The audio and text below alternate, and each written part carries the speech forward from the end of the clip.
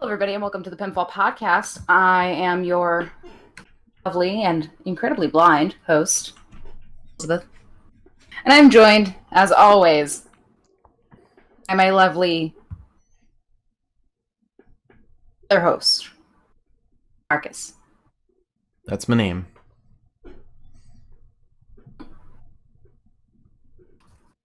I didn't hear you. I said that's my name. You got it right. Oh, there we go. You're lagging a lot today. Am I? All right. It is. Yeah, you are, because I said that 5 minutes ago, and then you responded.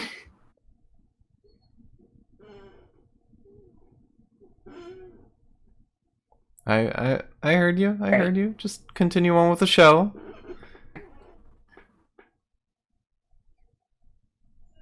So it's Monday. It is a Raw day. We had the episode of Raw tonight. I have to take back just about everything I've said about Raw over the past 7 days because they completely disproved my negative comments, if you will. It was a hell of an episode, I guess. I guess that's where I'm going with this. It was a great night, but also we were teased way too much. Way too much. And practically had I don't think we were necessarily teased too much when... Keep going. Sorry, your camera keeps freezing, so I can't see if you're doing anything. We practically had no main event today, too. It was a very rushed last 10 minutes, it felt like. Yeah, I guess. I mean, I feel kind of like because we were expecting something particular to be happening, that's what made us feel like we were teased a lot. But I mean, when you draw a lot of like the lines back together, it sort of makes a little bit of sense, I think.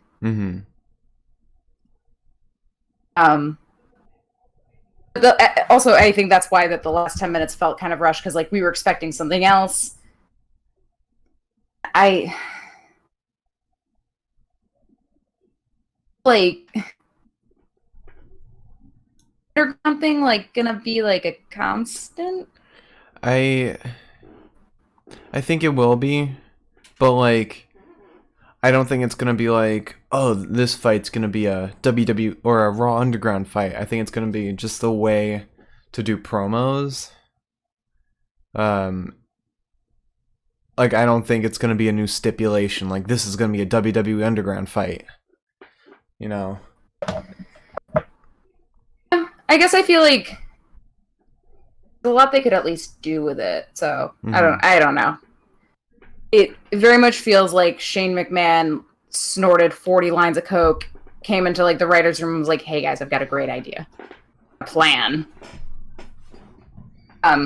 Also, I do want to make a point to say that our mic is lagging a lot for me because I can hear you start talking on the other side of the wall, and then like 5 seconds later, I hear you start talking through my headphones. So if I'm slow to respond, that's probably why. And I also hear you 5 seconds after I hear you from the other room. Good. So maybe for like anyone watching, we look like we're synced up. No, there'd just be like a 10-second gap. Like that time just doubles. Oh. This is going to be a halftime episode of Pinfall Podcast, I guess. The halftime show. 5% speed. Yeah, there you go. Before I sweat my way through it, I do want to just show off I've got my Seth Rollins shirt on today. It is a hot night.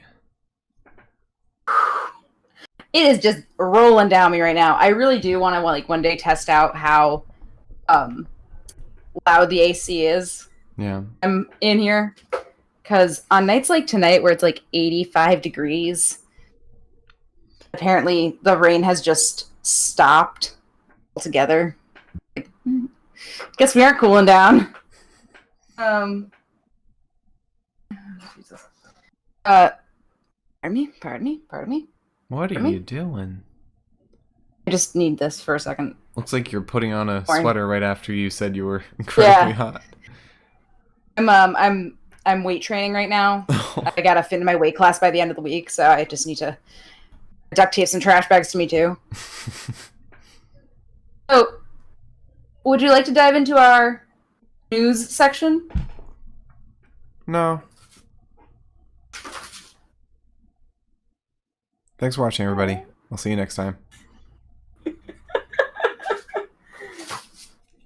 Forgot, I'm the host.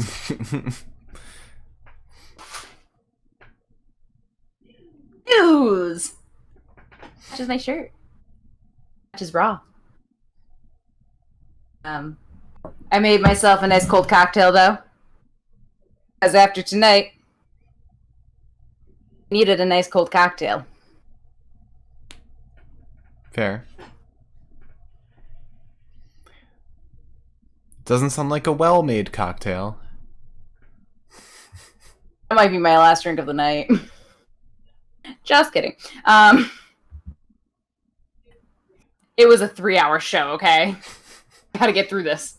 So, first things first, WWE has announced that they still have plans to hold a draft for this year for a proper superstar shakeup. Originally, people were saying they weren't going to go through with it. WWE had initially planned it, I think, for September. And then they turned around and they were like, actually, no, it's October. And they turned around and they're like, no, we're doing it in September. And now they've just kind of flip-flopped on that as well. So no one knows when it's going to be. There is not a set time or month or inkling of when it's going to happen, but they have announced that they still want to do it for this year. Does that also kind of go hand in hand with the fact that they had planned for this year to recombine the brands so there wasn't going to be a split anymore? And the brand split? Yeah. Actually, I think it does because I think I meant to put a second bullet under there. I would imagine it does. But as you mentioned, they have no plans now to do that, which would be the first time I think in 4 years that they were going to bring the brands back together. Mm-hmm. I wasn't watching then, and I don't believe you were either. In fact, I think I started watching again for my college years of watching wrestling. I think I started watching that again. It was in 2016, so I think it was like right after. Like, we're bringing them back together, boys. Maybe right before. I barely remember yesterday, let alone 4 years ago. Anyway. Another fun little piece of news. It's so hot. I'm sorry. I'm dying right now. Ric Flair, as some people may have noticed today, because Ric Flair was just creeping in the background of Randy Orton when he was standing. Ric Flair to nowhere. That was horrifying. That was not fun. I keep meaning to retweet the live. I keep getting distracted and talking because I'm the host of a podcast. Except now I don't want to be talking. So, do you want me to say something? Fill time so we don't have dead air. Something. What do you want to say? I want to say that I want to announce that we are canceling the podcast. No, stop! This is going to be our last show. In fact, we're not even going to do a full show today. We're just going to do half a show. We do the news. We do the program for today, but we don't do the best of the night. I don't know. Let me get rid of that graphic there. There we go. Don't. You're taking the bit too far. There we go. Graphics gone. We're cutting that bit out. Yeah, just good luck. You pick what you think was the best. I just remembered. I was supposed to get the chat popped out. Forgot to do that. Oh my god, it's been like several weeks. Oh my god. Oh, I feel so silly. Oh, this is horrible. Is there an easy way for me to do it now without breaking this, or will I break it? You'll probably lag your laptop. You Yeah. could do it on your phone, but I was gonna say I might try to do it on my phone so I can follow along, but that's gonna be a little distracting. Um, yes. So Ric Flair wants to manage Randy Orton. I retweeted the tweet, so I'm good now. At SummerSlam, which was news, but I'm not really sure why. Because Ric Flair has kind of been like koalaing Randy Orton for the last few weeks. mhm.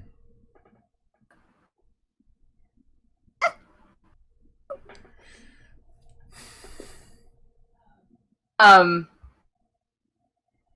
then in addition to that, apparently Luke Gallows and Carl Anderson are now with AEW and originally members of the OC I with thought they AJ were. Styles. I thought they were already part of AEW. What I meant is like they are now part of AEWs and like they are no longer with WWE. Oh, okay.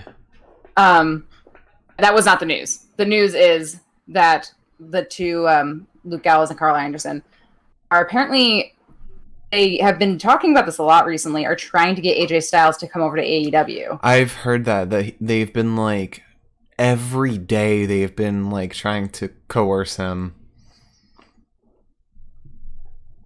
I don't love AJ Styles and all, but like Without him, SmackDown like would take a severe hit in quality. just like I feel like the thing is it's like it might be trash. He's my trash. Like stay away from him. I wasn't pleased about that. Oh God, I'm so sorry. I'm so sorry. Sorry, Mr. News. Come back. Come back. Thank you. Furthermore, moving on. According to the Twitter Wrestle Votes, which I don't know how of a Twitter that is, I did not look. So I could just be misreporting information. Let's hope not. I'm a podcast host, not a news broadcaster. It's funny because you have a sign that says news right next to your head. It just says news. It does not say this person's a news broadcaster. I'm now typing that in right under your webcam.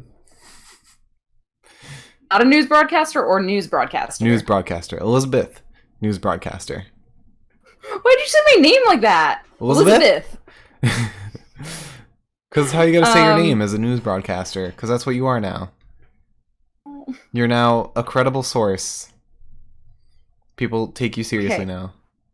Okay, so this Twitter is not verified. However, I have 30.3 thousand followers, and people that I get my news from follow them, so I trust them. Specifically, okay. Peter Quinnell. All right. No. Anyways, the news. Back to the news. According to the Twitter Wrestle Votes, SummerSlam is not going to be held in the Performance Center. It is not clear where they're going to be holding it, but it is rumored to be potentially set up to be held in the Northeast, which is interesting. I feel like... Because where in the Northeast? I feel like that's one of those articles that's like, Vince McMahon says he wants to have SummerSlam. Was it SummerSlam he wants to have? Mm-hmm. He wants to have SummerSlam in the Northeast. And then a news article is just like, Vince says he's gonna bring SummerSlam to the Northeast. Well, to be fair, it says that it will be... Okay, let me read you the full tweet. You can judge from there. Mm-hmm. If you want to follow along, it's in our bookmarked tweets on the podcast in case, for you, specifically for you. Everyone else that I've given the login info to. It says, I've been told by 2 different sources over the weekend that the feeling is SummerSlam will be happening outside the PC, or Performance Center. Seems like WWE found a location, northeastern part of the U.S. No word on if fans will be in attendance or not just yet. I think the thing to look at the most here is very specifically that it's happening in the Northeast where like a lot of states, like the Northeast in particular, is like I would say Pennsylvania, New Jersey, Maryland, Delaware, New York, maybe like Massachusetts, Maine, all of New England. I count that as the Northeast. So my question ultimately here is like, not a lot of states are allowing, up here at least, not a lot of states are allowing people to like do that shit. One thing we're really overlooking, WWE literally has a headquarters in Connecticut. Oh no, that is not lost on me at all. That's definitely not lost on me. Sorry, my eyeshadow is really not blended right now. You want me to turn your camera off? How hot it is. Oh, I want everyone to see this. Okay. Look at me, guys. Totally professional. We are news professionals right now. You said I'm a news broadcaster. I'm purred happily. News broadcaster.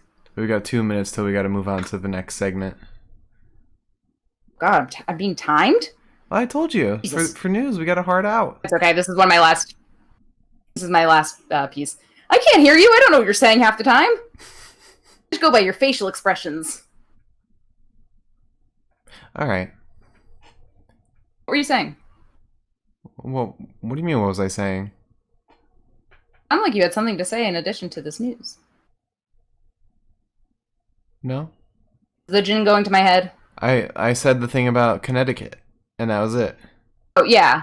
Yeah, no, that's, again, that's not lost on me at all, but also Connecticut isn't really being very lax with their restrictions, because they haven't had a ton of cases, I don't think, out there. Mm-hmm.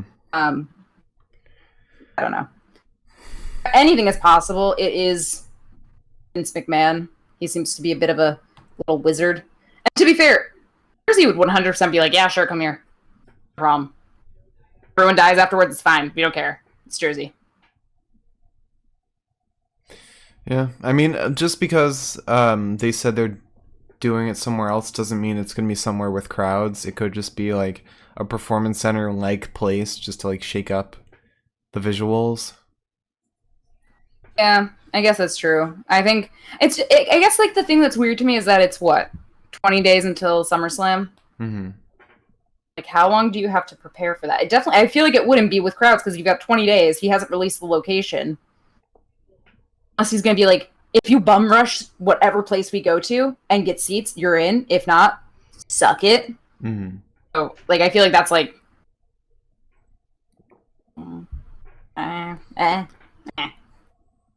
And my final piece of news was just that, if you remember, in SmackDown, last Friday, Naomi was fighting Lacey Evans and did that one move. Lacey Evans was on the apron and Naomi sort of baseball slid towards her, then down her back, and Michael Cole was like, I have no clue what that is, but it gets the job done. Naomi said, it's just a sliding blockbuster, not a Canadian destroyer, not something I tried to copy from someone else, just a move I thought of because I like doing blockbusters and wanted a different way to do it. But anyway, I'll improve it. I just thought that was an interesting little thing to share. Fun little factoid. Because, like the fact that Michael Cole was right when he said, I have no clue what the hell that was. So, shall we move into this part of the evening? What part? This part? I don't know what part we're moving into if there's no sign. It's coming. It's this part. Matches and promos. Wow, super fast. So fast with that switch. Come on. It's still crooked. God damn it. You keep pulling it the wrong way every time. Anywho. So, we started tonight with Tom Phillips talking, as he often does, as he is known to do. It's his job. It might be his job. I have not been informed yet from the proper channels, but I believe it is. I think so. He was talking. All the lights went out. Except for the one on Tom and Joe and Byron. Like, oh, we're having, like, power trouble because of the weather. was like, oh, it favors you guys, I guess. That's fine. It felt weird because, like, if you don't remember, like I didn't, you don't remember that this is taped. Like, oh, that's strange. Mm-hmm. And then Mark has to remind you that it's taped, so they wouldn't have included it in the broadcast if it had actually happened. Yeah. And then I said, "In the magic." There is no magic. It's WWE. But all the same, at the end, Apollo comes out, and you think Apollo's back. He's alive still. He tested COVID. Whoa. You're lagging a lot right now. That whole little bit was like inaudible. And your camera's frozen right now. Very funny face.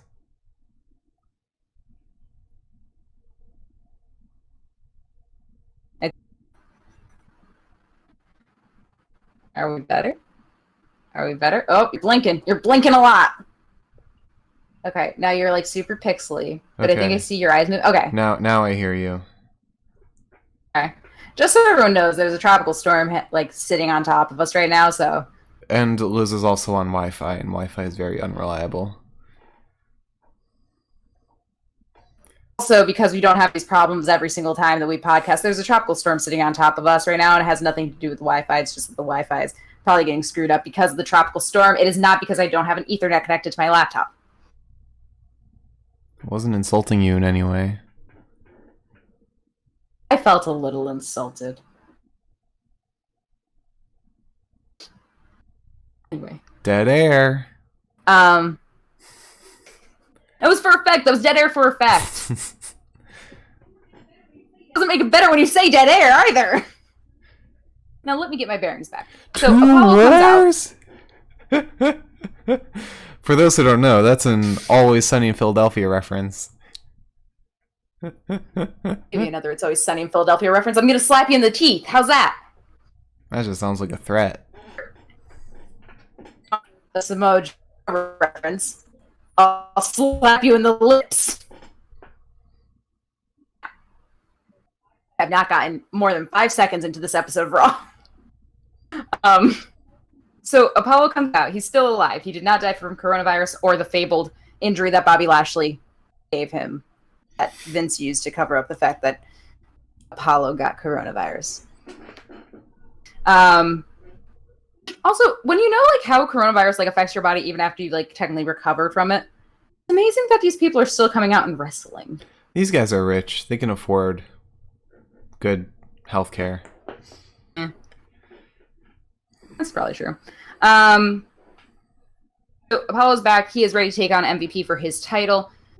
I didn't know how to start my notes because like all the light stuff was happening and we had so many expectations for like how this was all going to start pretty much.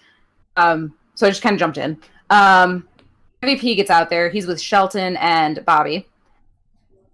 That MVP, his walkout song, he took 5 minutes to walk out to it. Shelton's just there with him. Bobby has his own song too.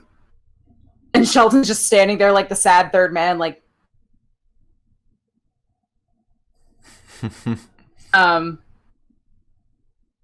Then MVP gets in the ring, and he's got some shit to say.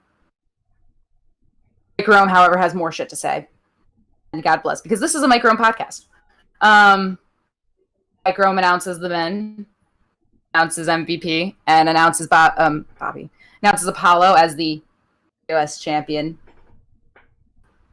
Which is right, because he got the title in a fight as opposed to just because his opponent was dying.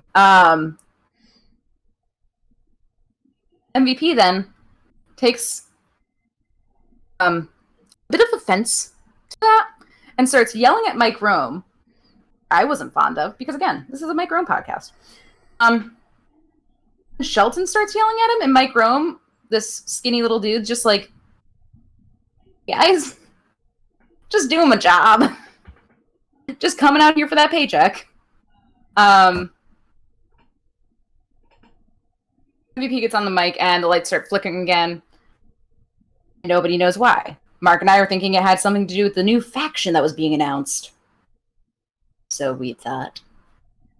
MVP starts off with a submission headlock on Apollo and then uppercuts him.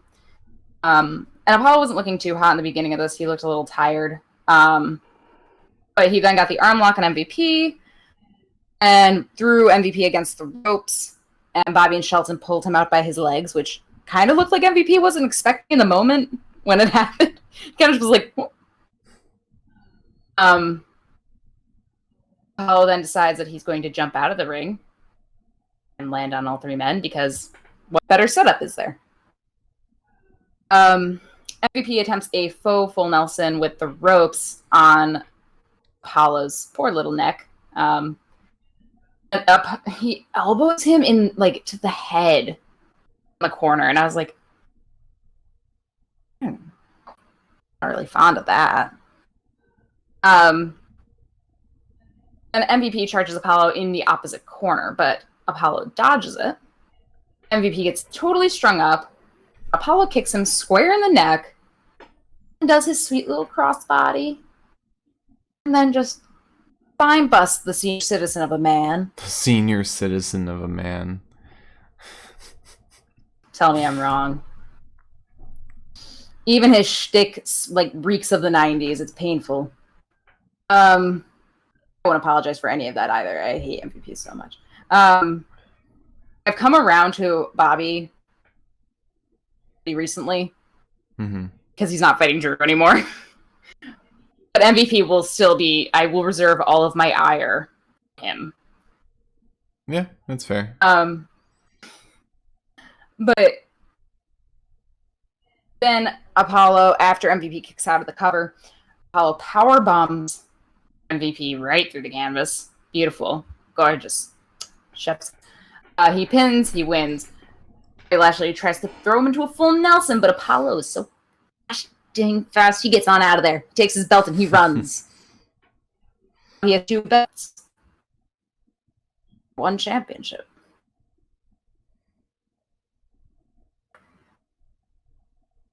What's I going thought on? I heard a bug. Oh. I thought I heard a bug. Then, after that match, Apollo backstage, and he's just so proud of himself, and I was so proud of him, and he was talking about his kids, and he was talking about his wife, and all that stuff, and I was like, Mark got his wish, because Apollo is apparently going to keep his new U.S. Idol belt, as opposed to the old one, which I said it'd be a power move to take the new one and throw it in my belt. What are you gonna do? You're cutting out. Always I'm worried that I'm worried because your microphone is lagging. I'm worried that I'm going to cut you off and then you're just not going to talk.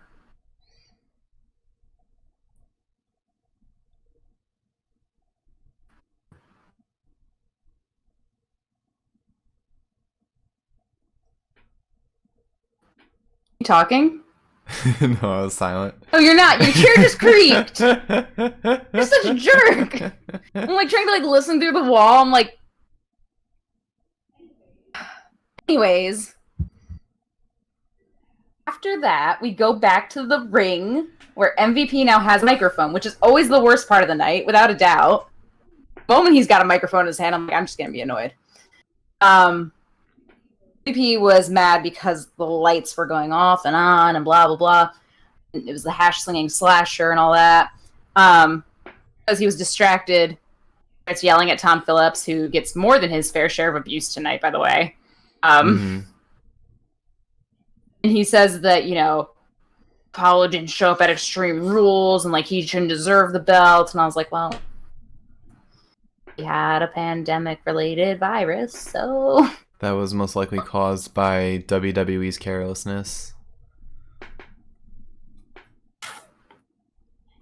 Any whoosies, though. Then it challenges Apollo for a match at SummerSlam, because now we're in that, sweet spot of time. Where probably for the rest of this week, it's just going to be, I'm sure SmackDown is going to be I challenge you to SummerSlam, and I challenge you to SummerSlam. It's just, that's how it's going to be. I know that for a fact. We're setting up. We're in the setup stages now. Also, welcome everyone coming to the chat. Liz does not have the chat open once again. I'll get the chat open. Another week. My phone. Guys. Are you not going to tell me who's in the chat? Well, we got I know any of Mike. the people in the We've chat. also got Lucky Mike! Fire 2099.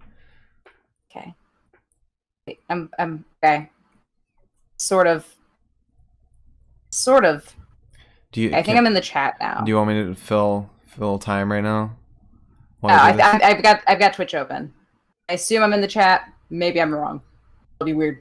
We then so we then have a teaser for when you went into this thinking that we were getting a new like tag team or a new faction, if you will. I thought that this was a teaser for the new faction. I guess it isn't. It was a teaser for Shane's new project, Underground. Well, Hope-Fueled Nightmare. We haven't gotten to that point yet. I'm not gonna pretend like we don't know. Oh my god. You put up such a big deal of it. I know, I'm sorry. Okay. Just gonna get that. No, I can't. Okay. I can touch anything. It was funny because like going into it when it was like when we thought it was the new faction, all they showed us was like a door in like a darkly lit hallway. Music coming from it, and I thought like, oh, maybe Shane McMahon's managing a new team of people. But then I heard the music and I was like having like 3-man band war flashbacks. I was like, oh, I don't know if I'm happier that it wasn't that. My whole speculation since the night started was that we were getting the Forgotten Sons on Raw, which they didn't come with Jackson Riker. That'd be fantastic. It'd be nice to see more of them. I feel like Raw would be a better place for them than SmackDown. But even after tonight's episode, we have no idea who that new faction is. Just the term faction is so loose. Yeah. I guess. Like, is it a tag team? Was it Raw Underground? Is that a faction? I don't think so, because now it's under the Hurt Business. And like there's no real members.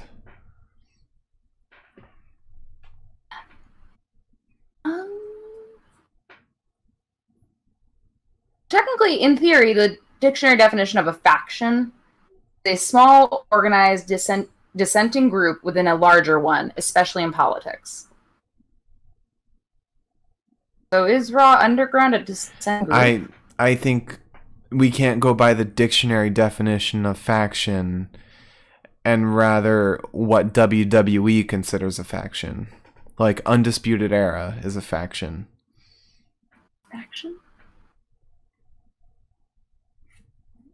New faction is coming to Raw tonight.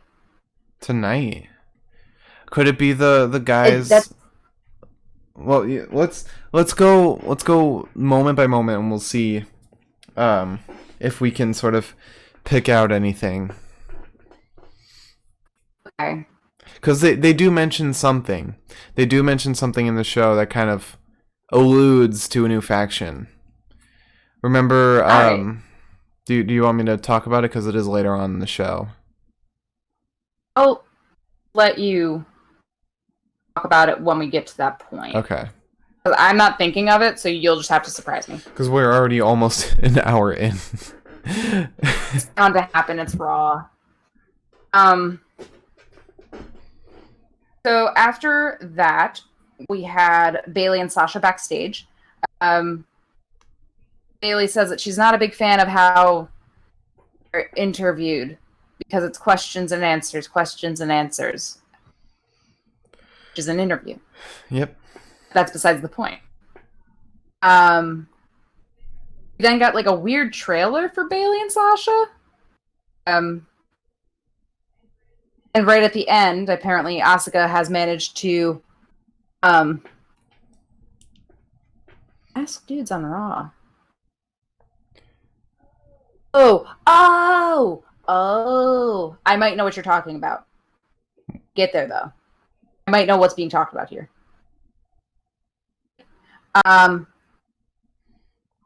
Asuka might be going full heel.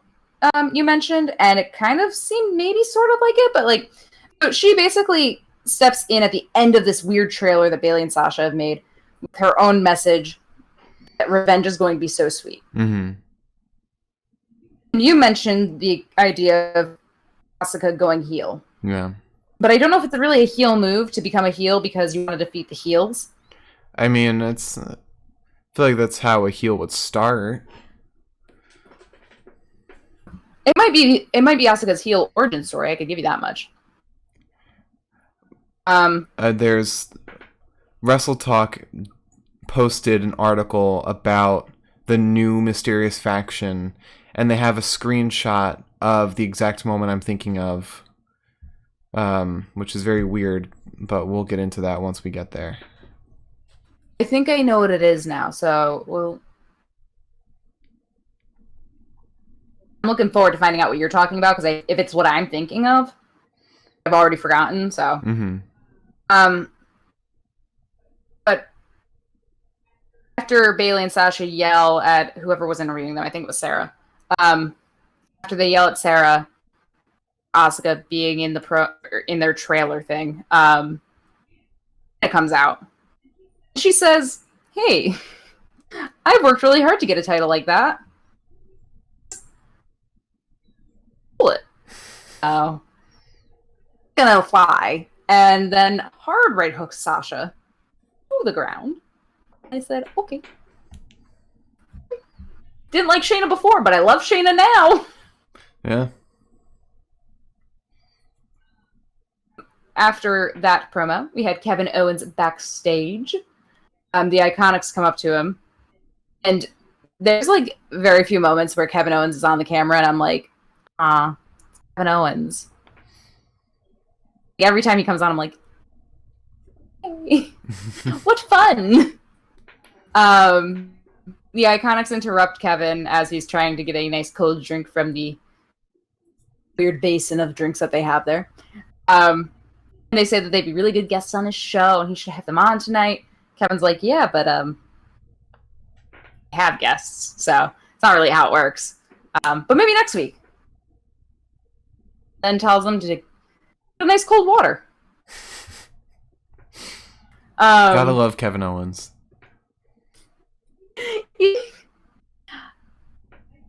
I don't know if like tonight was just exceptionally good for him or something, but like be cracking up. He like it's just the way he like talks when there's no reason for him to be talking. Mm-hmm. He just says shit. I'm like,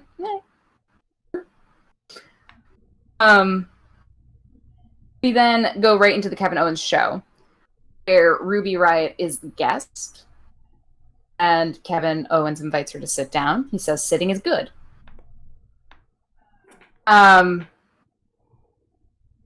In light of like everything that's been happening with Ruby, I was like, he's gonna bring Liv out because Kevin's a shit disturber as well as a good friend. He did. And Liv comes out, and I said, boys? Really, that's funny. You can't tell. I was like, boys, we're getting some friendship tonight. Some real good, grade A, quality friendship. We sat through a very moving friendship speech from Kevin Owens.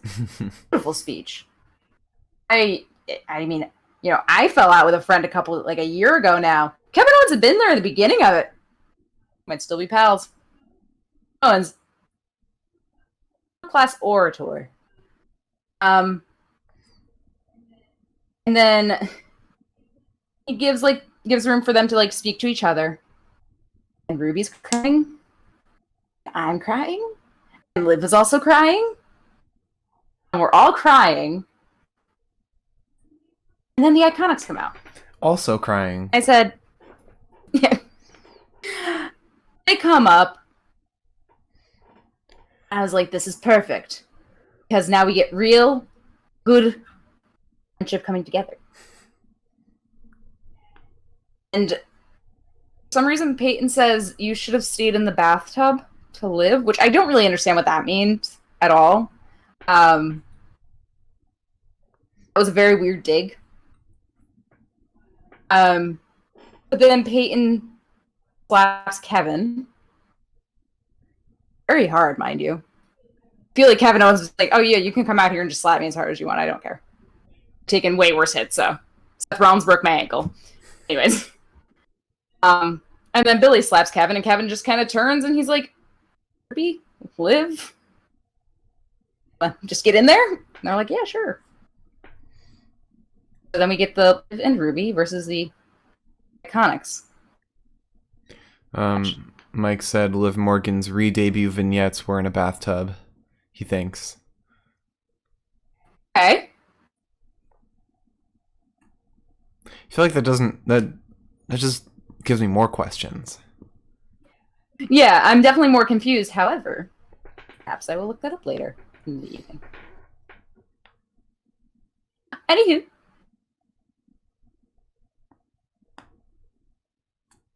We start off.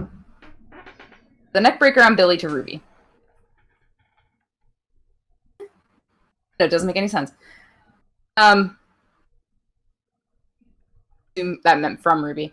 Kevin Owens was on the mic, giving us some fun facts about William Regal, and how he had a lot of neck breakers. And I said, thank you, Kevin. Wouldn't have known that without you. Covers and does a backbreaker with her knees to Ruby 9. Wasn't even the worst backbreaker that we saw tonight. They double team super kick. I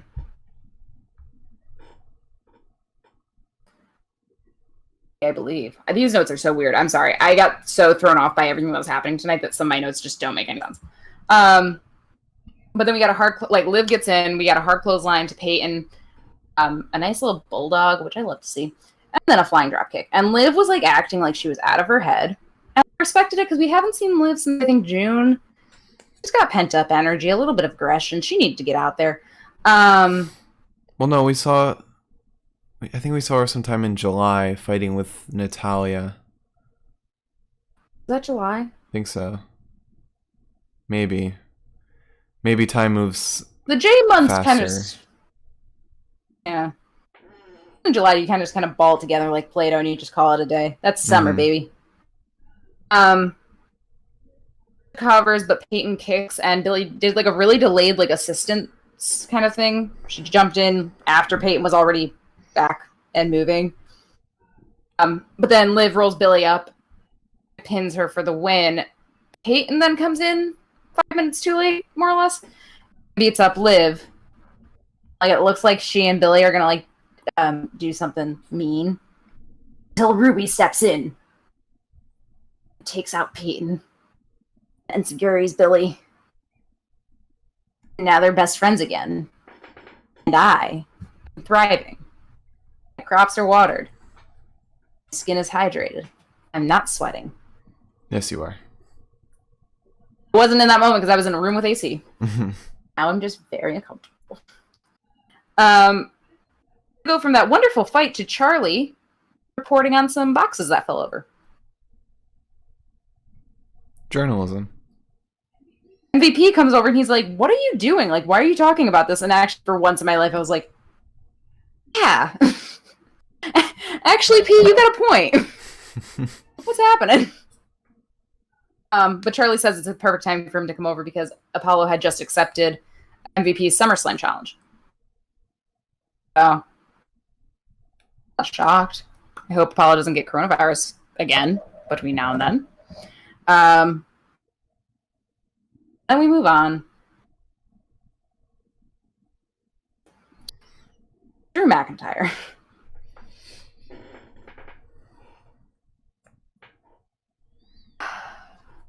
So, it's pretty obvious, at least I think in my opinion, to me personally, in my humble and honest opinion, Drew McIntyre is probably going to lose that title. I don't see him holding that title past SummerSlam. I hate to say it because I love him. It hurts my feelings. I feel sad about it. But also the idea of a SummerSlam match, an RKO and a Claymore kick and a Glasgow kiss and a punt really kind of gets my blood pumping. I'm not sad. However, Drew McIntyre is a Gemini. And much like the other superstar, superstar, if you will, Gemini that they have on Raw, Seth Rollins, God forbid you give that man a microphone because he doesn't shut the hell up, ever. They just do not stop talking. It's impressive. I also don't. Zodiac is real. Basically, he just kind of talks trash for a while, but like, not like Sasha and Bailey talking trash. Like, it was genuine trash that like he probably should have said. Drew's just so good. It sounds like he's like, it sounded real. It sounded honest. However, it's going to become a meme to us at this point now. His walkout music. Naturally, we hear that. The little title card underneath him says Randy Orton with Ric Flair. And Mark and I are both watching the TV like, where's Ric Flair? And then the camera pans out. And he's just standing there like, horrifying. As a finisher move, I don't want to see.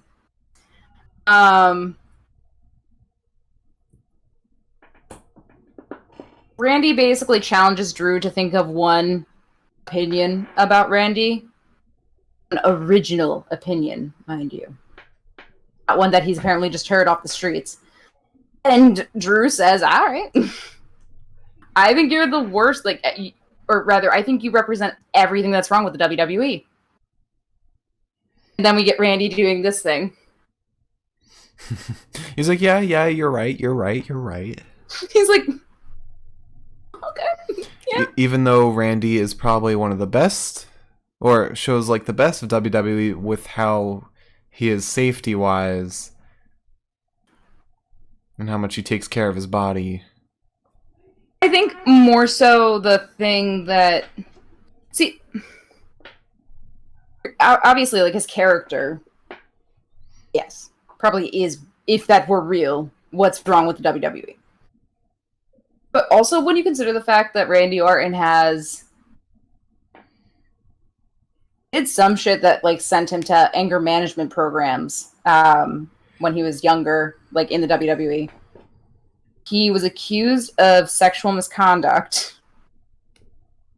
And he got in trouble for doping during that big, like, 2007 or something, like, Sports Illustrated doping scandal thing where, like, A-Rod got called out and, like, it was, I think, hot on the heels of Barry Bonds, like, being called out. So I think, like, they started, like, this whole investigation.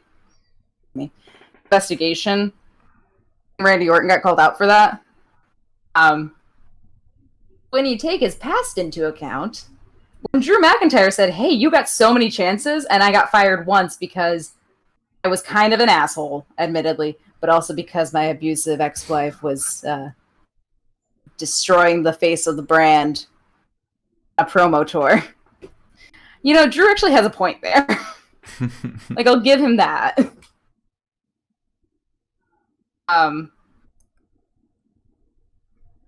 So Drew says he had, like, I zoned out for so much of this too because Drew was just talking. I'm like, Drew says that he has receipts to cash in for a lot of people, not just himself, a lot of the men on the main roster. Because Randy Orton has also kicked several people in the head as of late. And torn one person's triceps off their bone like a well-cooked rib. So...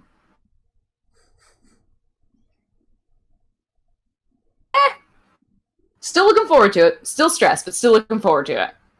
I'm attracted to both the men. I'll just let them have at it. I have nothing to say. I have no comments to add to your enjoyment right now.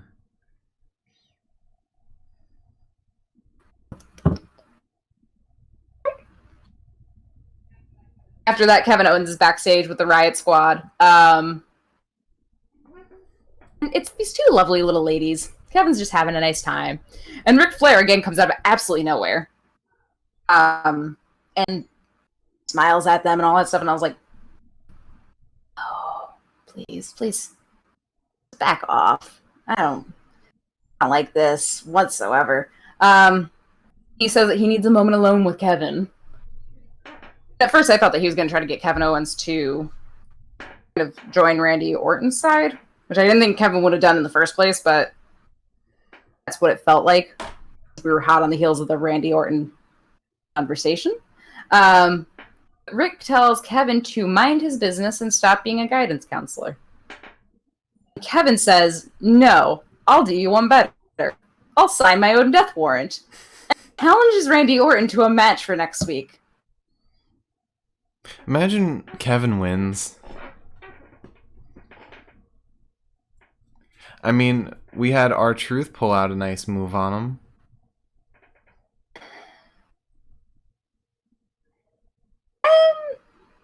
Wouldn't be like super shocked if Randy's supposed to be fighting Drew at SummerSlam, so you would expect all of the interactions for Drew to be having in the next little while to be with Randall. So I get perhaps a vibe, if you will, an inkling that maybe Drew might be there. Yeah. Maybe Drew backs Kevin Owens and was like, you can't do this alone. At the very least, like, we might get like a nice little guidance counseling session from Drew to Kevin. Yeah. Like, hey, don't let him intimidate you, or whatever the hell Drew might say. But in the meantime, I'm very concerned. I definitely think Kevin Owens is about to die. He does such a good job at talking. I worry so much about his little body. So much.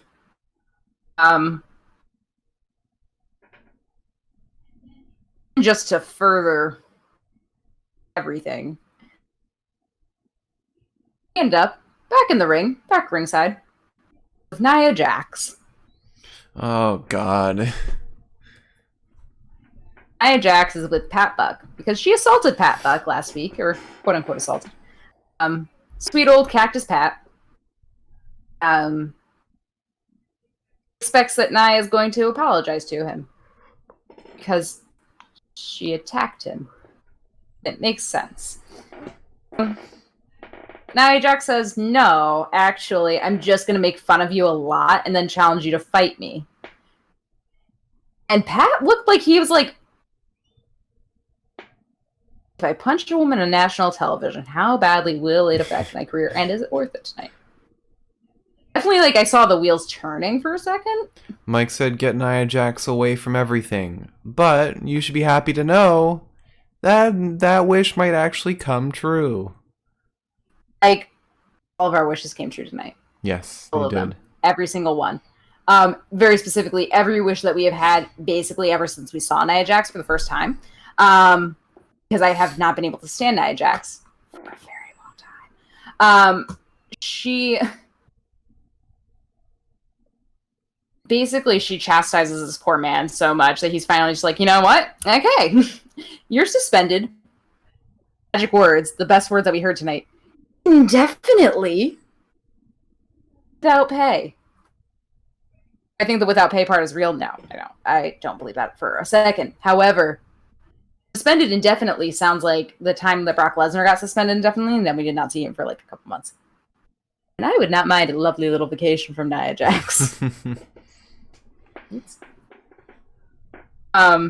His makeup also did come off on Pat's shirt somehow. I think she may have like headbutted him, sort of. That was weird. It looked like paint. It looked like she had painted his white suit shirt a very strange color. I mean, It was so weird. It even came off of his shirt super easily because you could see it on like the foam barrier outside of the ring. Oh, really? Yeah. Are they spray painting the women out there or something? Oh yeah, yeah.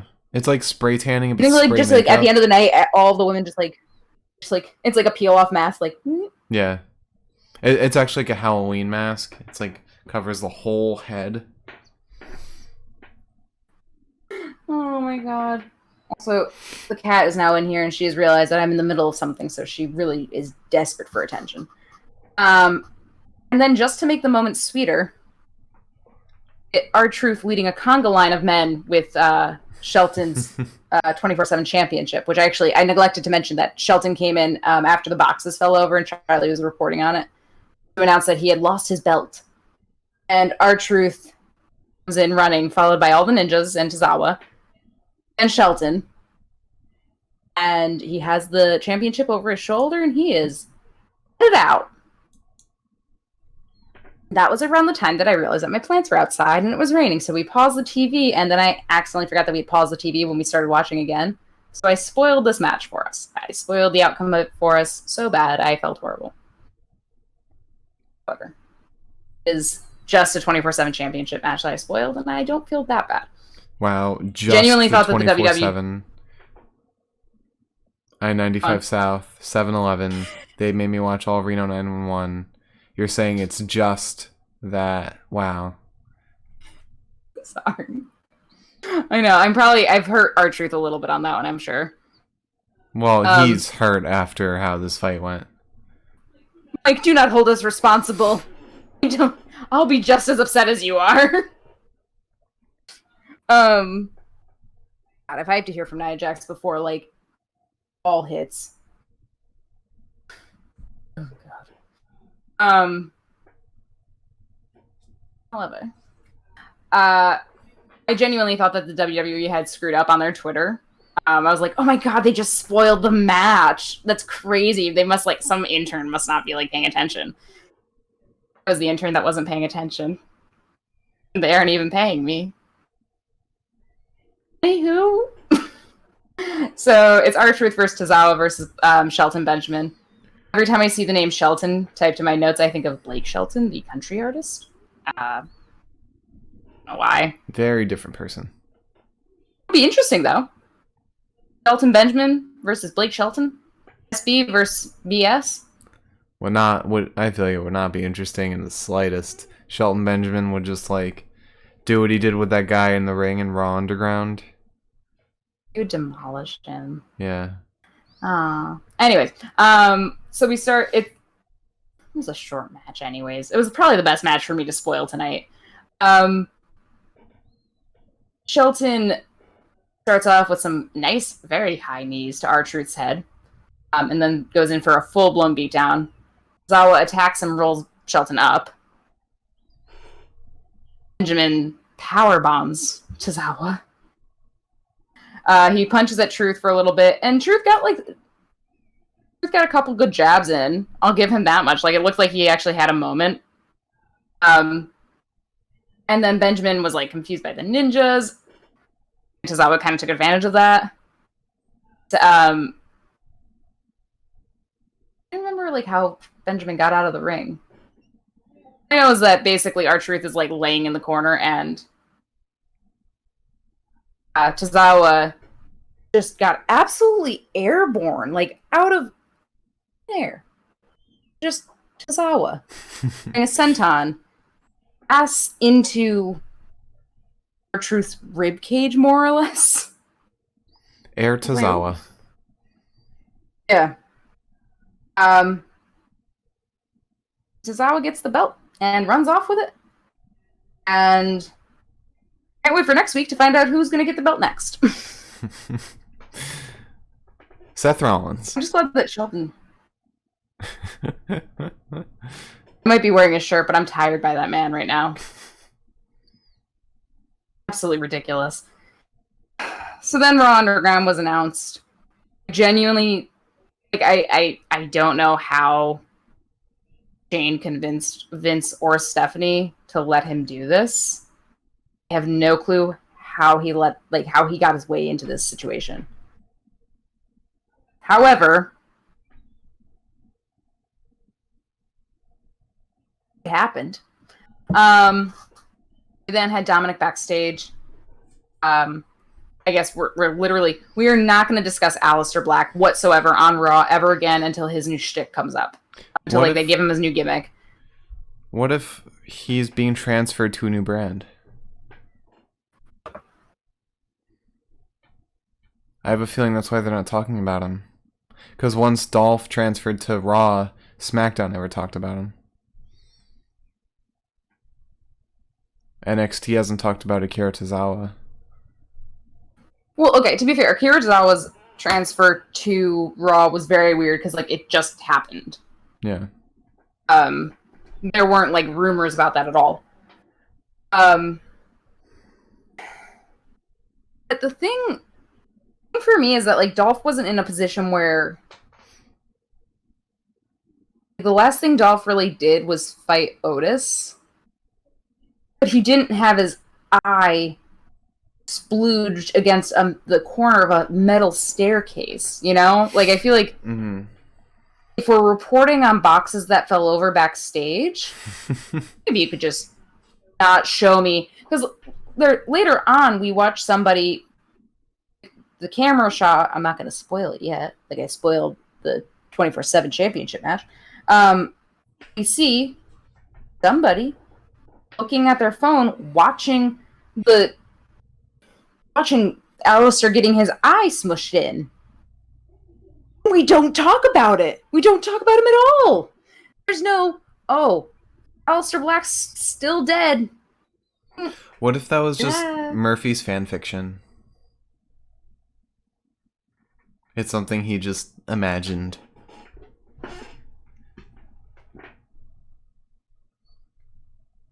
All right. He's like, I just want to please Seth. Sethy poo. The fanfiction writes itself. Wow. Anyways. Oh, God. After that, we have Shayna, or Dominic Dominic was talking. I don't know, dude. I'm not vibing with the whole Dominic thing. Don't call Aleister a loser, Mike. I love Aleister. I would fight for Aleister. He is a loner, though. Does not have friends. You are right on that end. I've got the chat open now, so I can actively respond to things. Mark wants nothing to do with me today, by the way. It's so hot. I can barely move. It's so hot.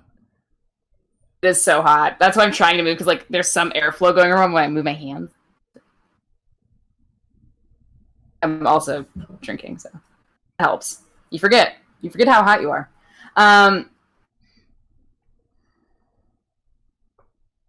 So then we have Shayna versus Sasha.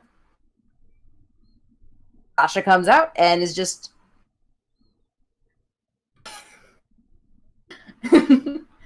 oh, Mike. Then Shayna and Sasha. Sasha comes out and is like just talking trash, as she often does. Is not like the best move, I think, when it's Shayna Baszler. Shayna gets slapped around a lot. She's just like, what are you do? Like, what are you doing? This is the antithesis of everything I stand for. Again, I did not like Shayna Baszler. I still don't really like Shayna Baszler, but you can't deny she adds so much to Raw women's wrestling.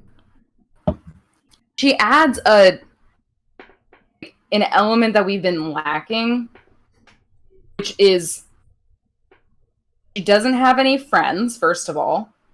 Which, not to sound mean, but like she's not going to pull an Asuka. Like they don't have. She's a loser loner. No friends, exactly. Shayna. Exactly. I'm fine saying that about Shayna. Aleister, on the other hand, maybe not. But oh my god, I am like, I just felt sweat drip. My like legs are crossed, and I just felt sweat drip onto my foot. I'm gonna cry.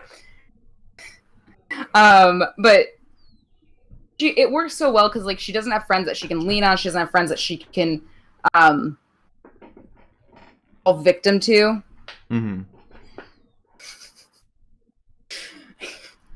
I'm mad that I have the chat open right now. I'm sorry. But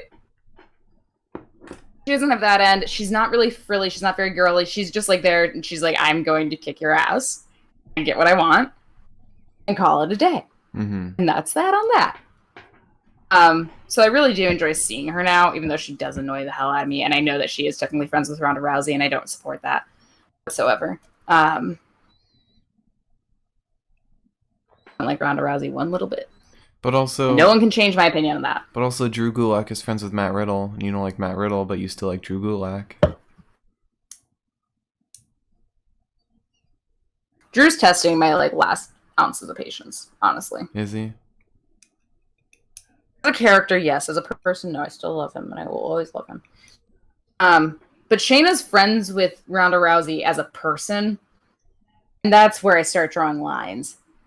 Drew and Matt Riddle were just co-workers. I'll stick on that. Okay. So Shayna eventually fakes Sasha out like she's about to kick her in the face, but then slaps her instead. And they said, he takes Sasha's legs out. Shayna rolls Sasha up. Tail between my legs now.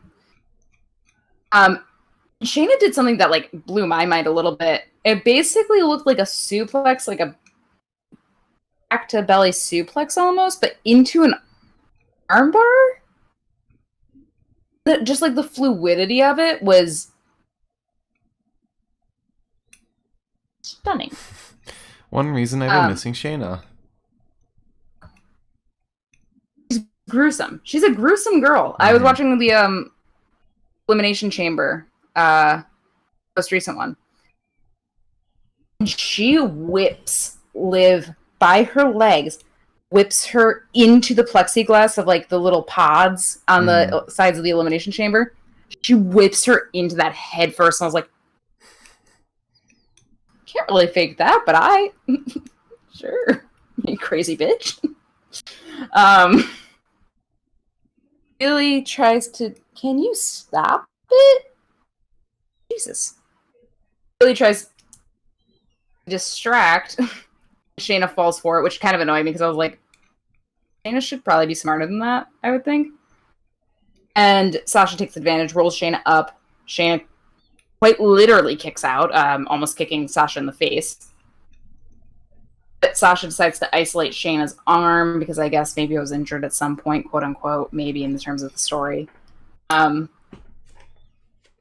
Baszler does a violent little backbreaker on Sasha that like looked genuinely painful, and it almost looked like it wasn't supposed to land quite how it did. Looked a little fumbled. Sasha like landed like right here on Shayna's knee.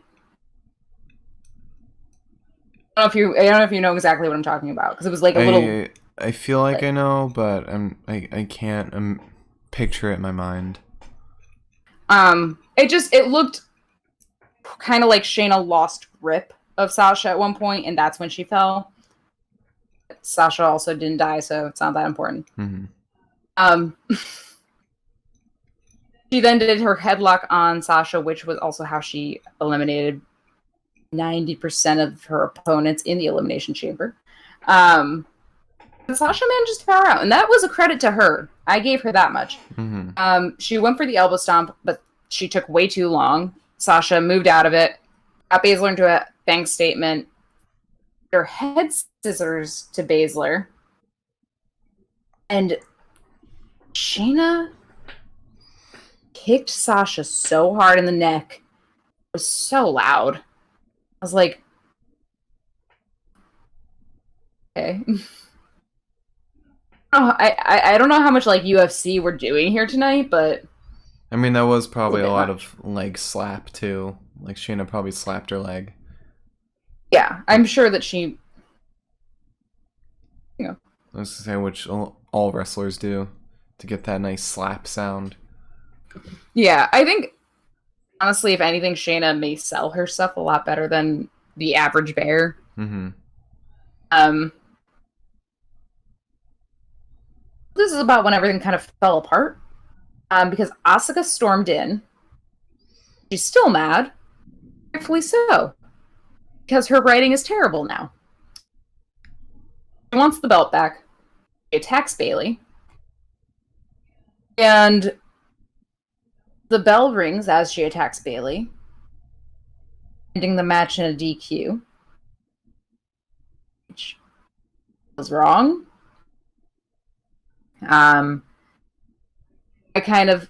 You mentioned a tweet about it afterwards, a couple segments after, but I was thinking this too when it happened. I was like, why can't someone attack someone from ringside? Happens all the time. Bayley's not in the fight. To be fair, Asuka did get in the ring at some point. But the bell rang as she was attacking Bayley. Because I remember we were looking at Asuka and Bayley, and then the bell rang, and then Asuka got into the ring and chased Sasha out. Mm-hmm. Which was the part where I was like, I mean, I guess, like, ultimately it would have made sense for it to end in a DQ. They rang the bell 5 seconds later. Yeah. It would have made sense. However, nothing makes sense anymore because this is WWE and it's the women's wrestling side of things. She chases Sasha. Sasha and Bayley retreat up the ramp. And Asuka announces that she wants to challenge Sasha at SummerSlam. Which, oh my god, if you didn't see that coming, you're probably a dum-dum. Shayna's like, yeah, absolutely. You do that. I'm proud of you. You go, girl. Can't wait to see you have that title. So excited for you, because guess what? I'm gonna kill you the moment that you have it. Which I think is really intelligent writing, honestly, because Asuka is very submission-based. Shayna is obviously submission-based. And you consider the fact that Sasha has now said if Asuka can beat Bayley next week, she gets a chance at the title. SummerSlam. No big deal. Bayley's not happy about this. And this is the first time in a hot minute now that we have seen Sasha do something to annoy Bayley or vice versa. We haven't seen that in a while and it was starting to annoy me. Mm-hmm. Because we saw it like in rapid succession for several different SmackDowns and Raws. I feel like this is setting things up kind of nicely. Because it's Sasha and Bayley's relationship slowly falling apart. If Asuka get the title at SummerSlam, and everything implodes, and then the pay-per-view the week after SummerSlam, we get the death toll for Bayley and Sasha.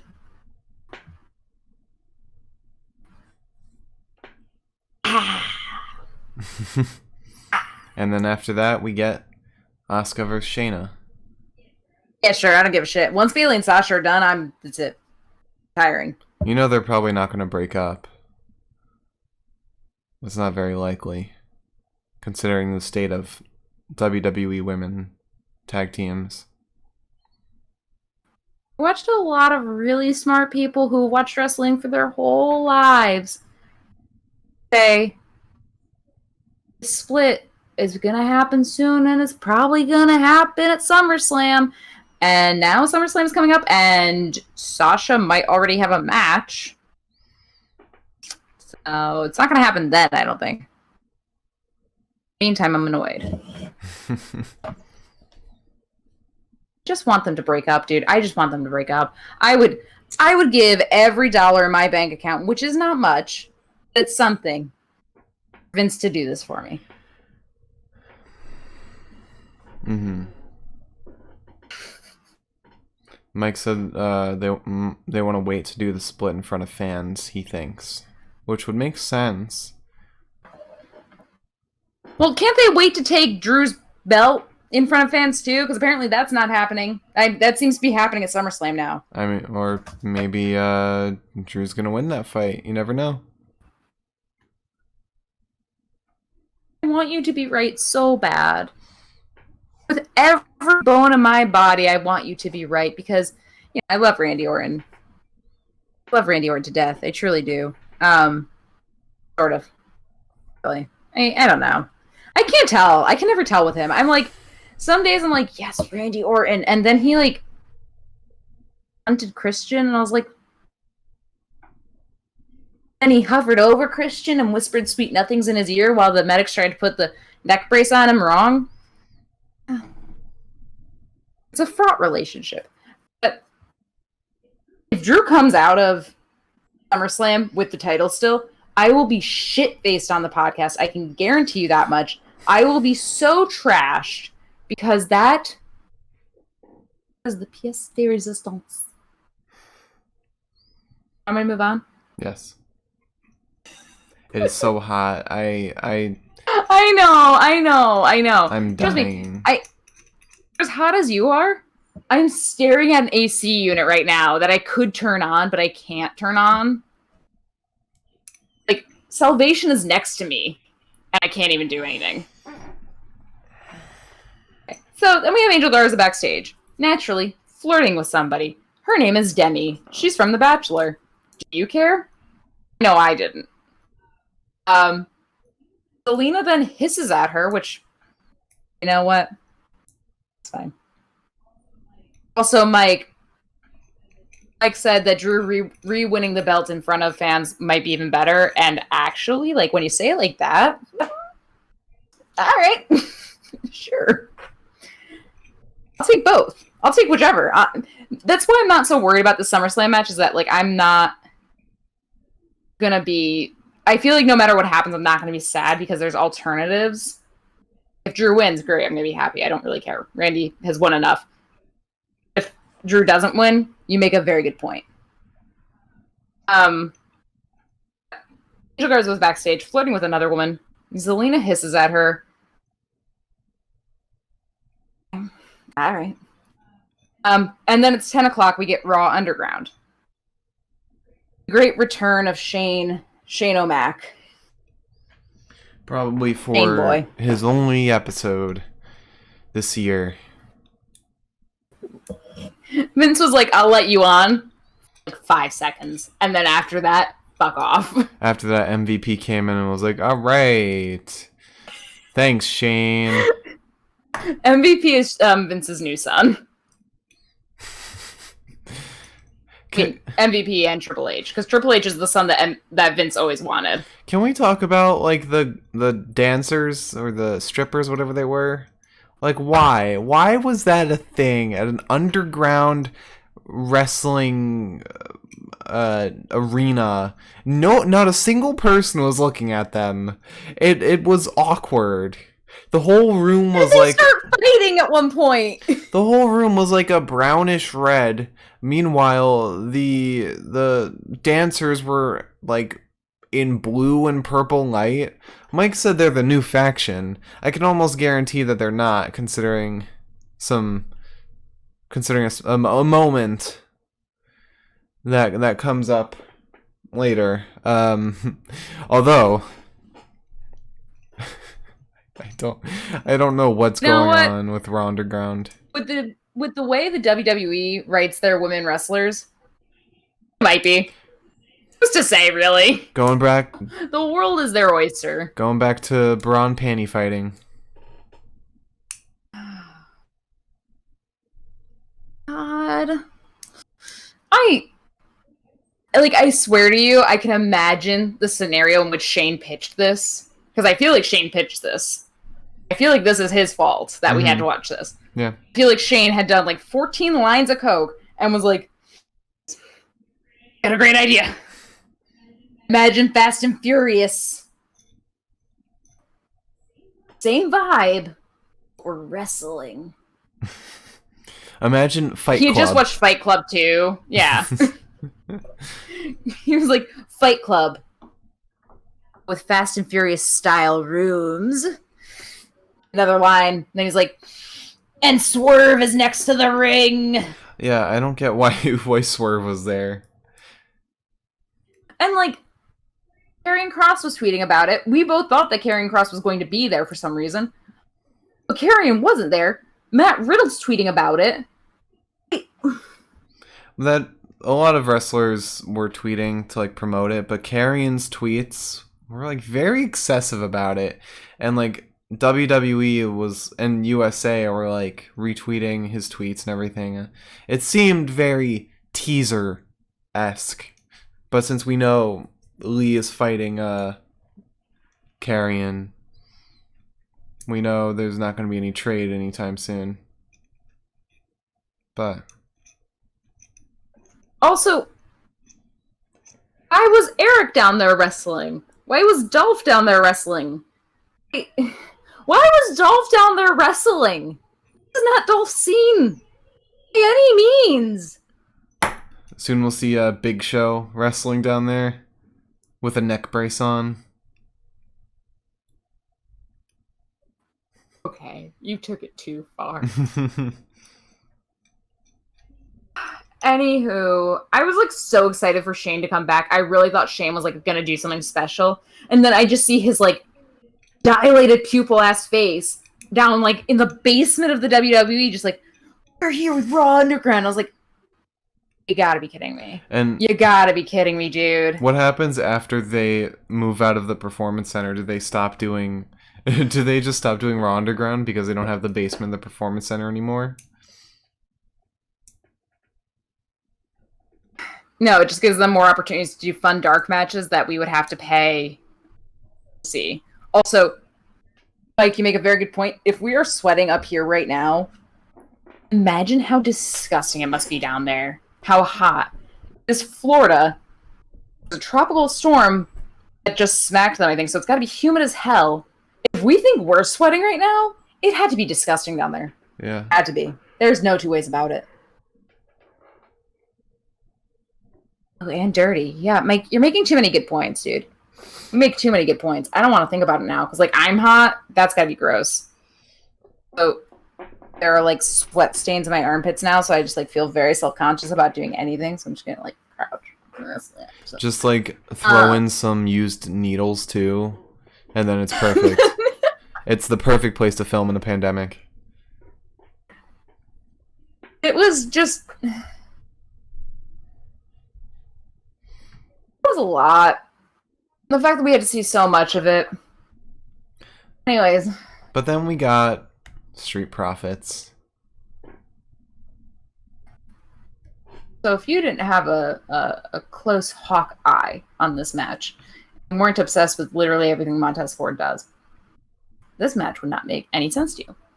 So we had Angelo Dawkins versus Angel Garza and Montez Ford versus Andrade.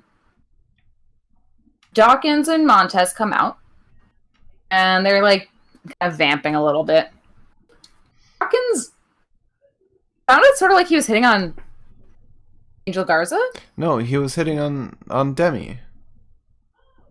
Oh, it sounded like you said you should save a rose for me, something like that. I thought that he was hitting on Angel, and I was like, all right, aggressive. No, he was hitting on Demi.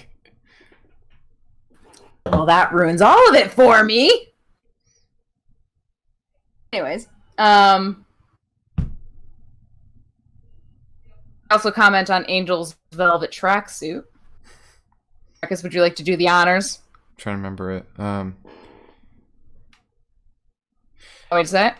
It is August. Velvet does not breathe. Is that it? Did I get it right? Yes. Yes. Oh man, that was good. Honestly, with the way I'm feeling right now, I don't know how he wears velvet into a wrestling ring. Don't get it. I don't even like afraid to stand up. There's so many sweat stains on this poor shirt. That's why I showed this shirt off beforehand. I was like, this is gonna be embarrassing later. I will stay hunched for the rest of the time. Angel comes out and immediately gets shoved into the corner by Dawkins. Dawkins sends Angel's shoulder first into the post. Dawkins was looking so good. He slammed Angel into the plexiglass, got an arm sub on him, and then brought him, like, basically spiked him into the canvas. Did a wild-ass dropkick. Right hook to Garza. Sort of a bulldog. He was on top of Garza. He was making Garza look like shit. Mm-hmm. And then Montez collapses. Mark and I were both like, is he dead? Did he die? Did you just have a heart attack? Because, like, he's just, like, laying down in front of the announce booth, like... And, like, Montez is a good actor, so he went in on the whole, like, the whole performance, too. He really did. So, yes, Mike, this is probably as far as we will ever talk about Velveteen Dream. We will talk about Velvet much more than we will ever talk about that man again. Yeah. But once Montez collapses, I thought, like, this is very weird. Very weird indeed. And then I put my Columbo glasses on. Columbo did not wear glasses. However, I put my Columbo glasses on. And I said, just one more thing. When Montez was drinking out of his cup, the cameraman made a very concerted point to show him sipping, going, Yep. I said, is Scorsese filming this? I was like, this is the most creative shit Raw's ever done. They planted an Easter egg. And so now we know Montez was drugged. I guess that doesn't stop them from putting him in against Andrade, because I guess the medical staff was like, no, he's fine. To be fair, same medical staff that put Christian into the neck brace wrong, so... Yeah. We complain, really. But also the same medical staff that was able to give Rey Mysterio his vision back. You think they didn't outsource that work, Mark? My God. So much faith. It's also the same medical staff that has not reported back on Alistair yet, so... True. What does that tell you? Tez got in versus Andrade, and he was holding it together, sorta. Andrade got a lot of hits in, but, like, he was looking okay. Also, real quick, this match is the last official match of the night.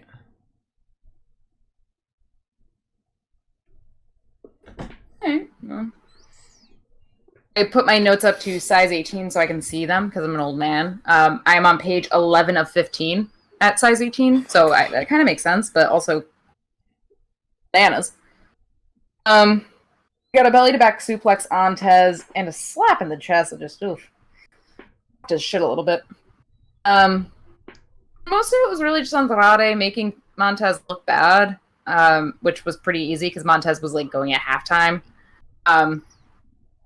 Tez got thrown from the ring and then kicked in the head. But he managed to then slam Andrade tailbone first into the barricade. He got back up and in the ring and was just going at it. Then he got left hooked, so that kind of him back a couple steps. One step forward, 14 steps back. Andrade did a snap suplex on Montez and then a headlock, but Tez still powered out. Clotheslined Andrade, looking fantastic. Belly splashed the poor man. Andrade got drop kicked while sitting on the top rope, which I don't even know if that's a drop kick, because the whole point of a drop kick is that you drop down and kick. So it's kind of like an upward drop kick, a reverse drop kick, if you will. And goes off the rope onto Andrade. Manages to slide off his back and stick the landing entirely. Gets in the ring, screams his head off, and then dies. Just... Yeah. Um, so Like he just cranked the gas to 100 and then ran out of gas. the engine just flatlined. I think the problem with Montez is that like he's so talented that I think it was really hard for him to pretend to not be talented. Mm-hmm. Or to pretend to like be slower than he actually is. So it was very interesting to watch. After that, we then got Buddy and Seth backstage hanging out, holding hands. Not really, but I wish they were. Buddy is rewatching Alistair's death, which is funny because that's the most we've heard of it since it happened. Buddy cares more than Tom Phillips does, apparently. Seth is, as he always is, staring into space and talking like an absolute creep. And Buddy finally gets to have like a couple more lines. We're really starting to get to hear Buddy speak again. We hadn't heard him talk for a while since he first came back, and I am enjoying that he's getting to talk more.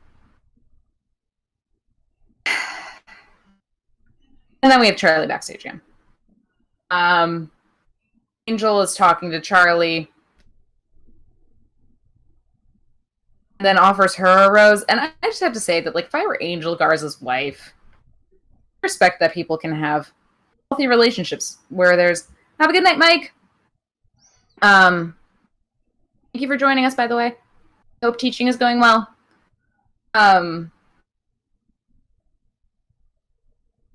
You know, I understand that like there's relationships where like that can happen. Like guys can flirt with other people, and like the wife's just like, oh, who cares?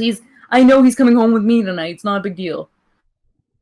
Angel Garza is so good at pretending to flirt with other women that I'm just like sitting there. I'm like, if I were his wife, I'd be losing it. I'd be like a little bit on edge. These women, though. However, Angel tells Charlie to not be afraid of the feelings that she has for him. I said, Charlie, you should slap him because he's cheating on you with his wife. Zelina appears. Charlie was talking outside the doctor's office after Montez died. Zelina appears to wrangle Angel. Hawkins then comes out of the doctor's office and says that Montez was poisoned. Bianca then comes out of the doctor's office, sees Zelina, and says, you're the only one I can fight back here. You're the mastermind of this whole operation. Which, who else would it be? I don't think there's much going on in either Angel's or Andrade's head. They're just there to fight. Zelina's like, Zelina captains that ship. She is the judge, the jury, and the executioner, all together. Bianca comes out, and I said,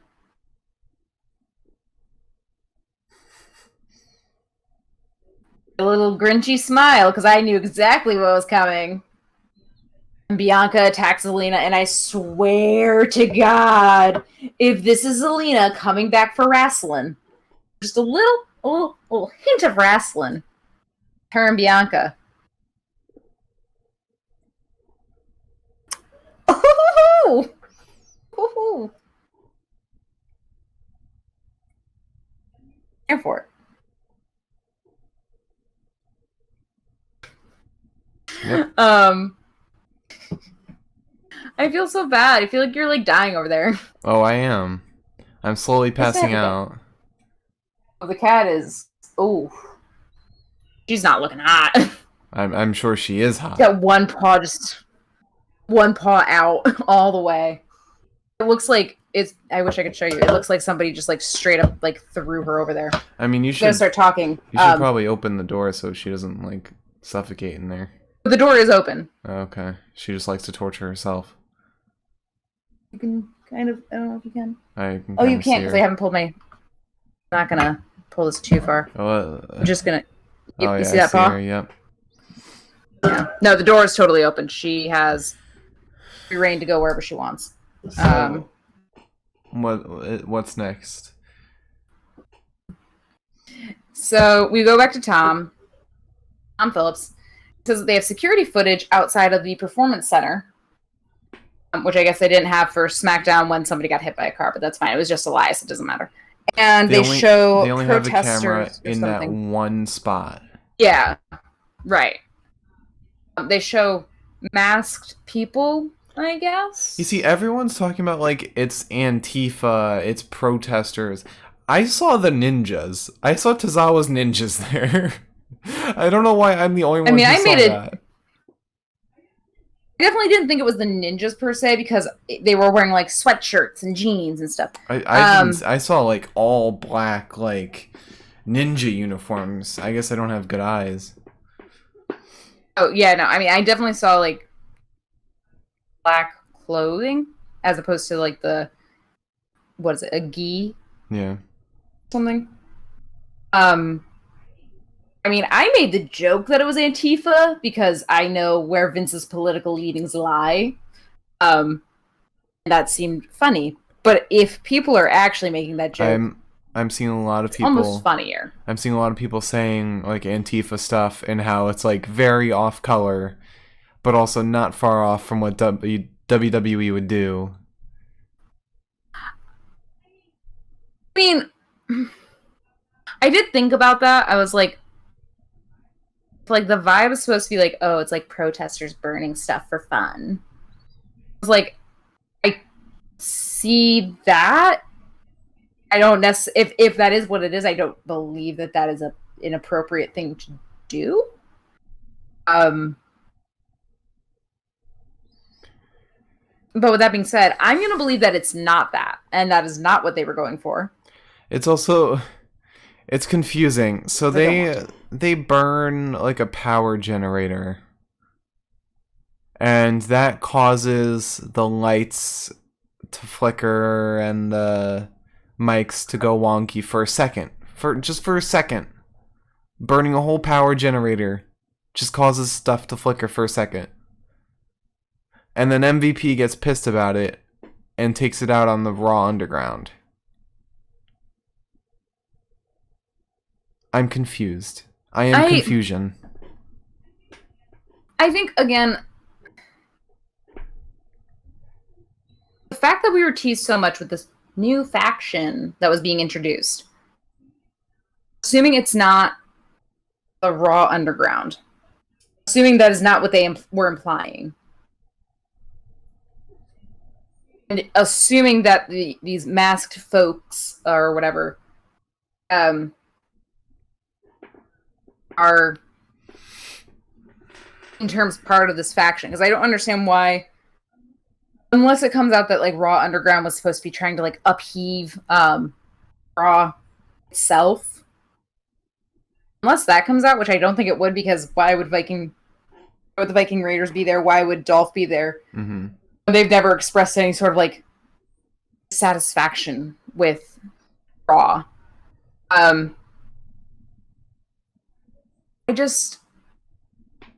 feel like we're looking at part of the faction because like the whole thing, the literal dictionary definition is something that dissents against Raw. Or dissents against a larger power, I guess. But, so you would imagine that this group of people trying to blow up a power generator would be the faction because they're dissenting against all that Raw is powered by, correct? Yeah. I mean, Undisputed Era is a faction. Hurt Business is a faction. New Day is a faction. These are all factions. It's just what WWE likes to call groups of people. Right. So it's like,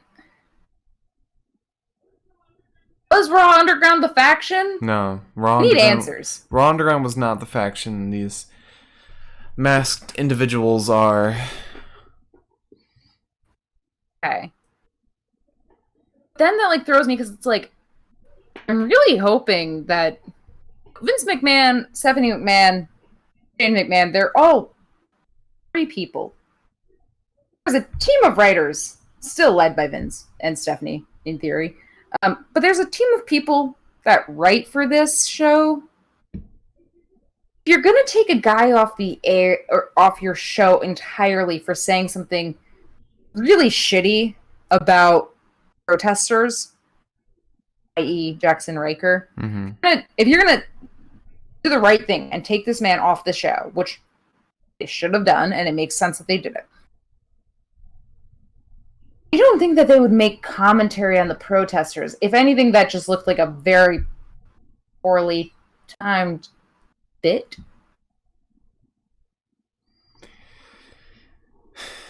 You say poorly timed, like it was written like months in advance. I can almost guarantee that this was written like 2 weeks ago. So True, actually, that makes sense. Because Vince only just started talking about how like their ratings were starting to fall. Because Raw apparently has the worst ratings, and I'm like, I mean, it makes sense. Confusing. It's the longest show, and it's on USA. yeah. And it's on a Monday when people who haven't been furloughed from their jobs are working. God, I just kicked my whole desk. Anyway. I heard that. So then after that, we have MVP, Lashley, and Shelton backstage. They're all dressed up nicely, and by that I mean MVP and Shelton look like they belong in the Miami in like the 70s. Mm-hmm. Bobby was dressed nicely. He was dressed very nicely in an all blue suit. Ooh, so handsome. Well, he had the blue suit and blue jeans. He wasn't wearing. I thought he was wearing slacks. No, he was wearing blue jeans. I noticed. It was like the same ones Shelton was wearing. I still respect his outfit a lot more than I respected MVP's all-white suit and Shelton's very... God, his white blazer. White blazer and t-shirt. Bobby at least was like, you know what? We got blue, we got brown pair of shoes, burgundy shirt, feeling myself. Like, it's because he's the only one who didn't lose today. Yeah. Charlie came backstage and she's like, you know, it's been a really bad night for you guys. Like, MVP, you lost your title. Shelton, you lost your title. And Bobby's just sitting there like, still having a good night. Them friends. MVP is like, you know what? I think I know what's going on right now. I'm going to go do whatever I do and just interfere, I guess. That was that. Then Seth comes out for my favorite thing that's ever happened in the history of our time watching Raw together. Smiling. He's having a good night. Talking a lot. Talks a lot. And then he turns to Tom Phillips. The object of his affection tonight is Tom Phillips. And myself, and apparently 90% of the trainees included, we're kind of hoping that Seth was going to try to take Tom's eye tonight. Very weird backing from the audience. Yeah. I didn't realize that people hated Tom Phillips as much as they do, apparently. I guess so. Especially the trainees. Like, I hate him because it's kind of fun to hate the announcers. Specifically Corey Graves. However... I think Michael Cole's easier to hate than Corey Graves. They're both so easy to hate. I cannot stand the two of them. Anyways, though. So he kind of comes after Tom. He's like, do you consider yourself a professional, Tom? Do you consider yourself an unbiased journalist? Eye for an eye. Take pride in your job? Eye for an eye. What does it mean? What does it mean? What does it the mean? numbers, Mason. What do they mean? Exactly what it means. Oh my god. How many more times are we going to see that, by the way?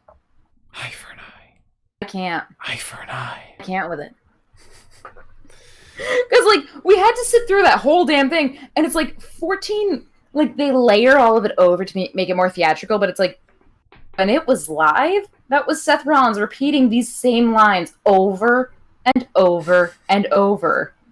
And then being like, how did we get here? It's like, I got a bad memory too, but, like, I can tell you how we got here. It's pretty quick and easy. What happened to me? Father Time catches up to all of us. Oh, we reversed our lines tonight. Yeah, he asks Tom if he takes pride in his job, in his body of work, shall we say. And then he asks him, what were you doing last week when Ray's, as he says, stupid kid, was assaulting me with a kendo stick? And he's like, Tom, you were laughing.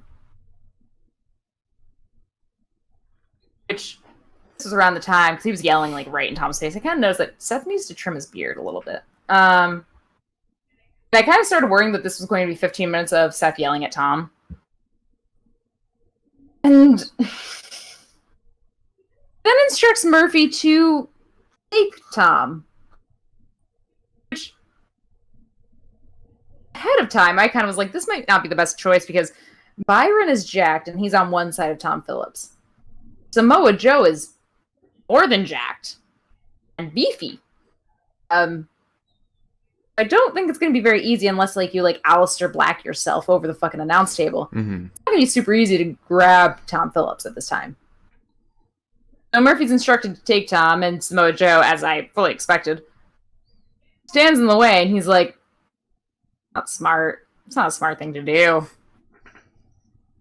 And then threatens to slap either Seth or Murphy, I really couldn't tell, slap them in the lips. Meanwhile, Randy Orton's sitting at the top of the ramp, like... I love this. Just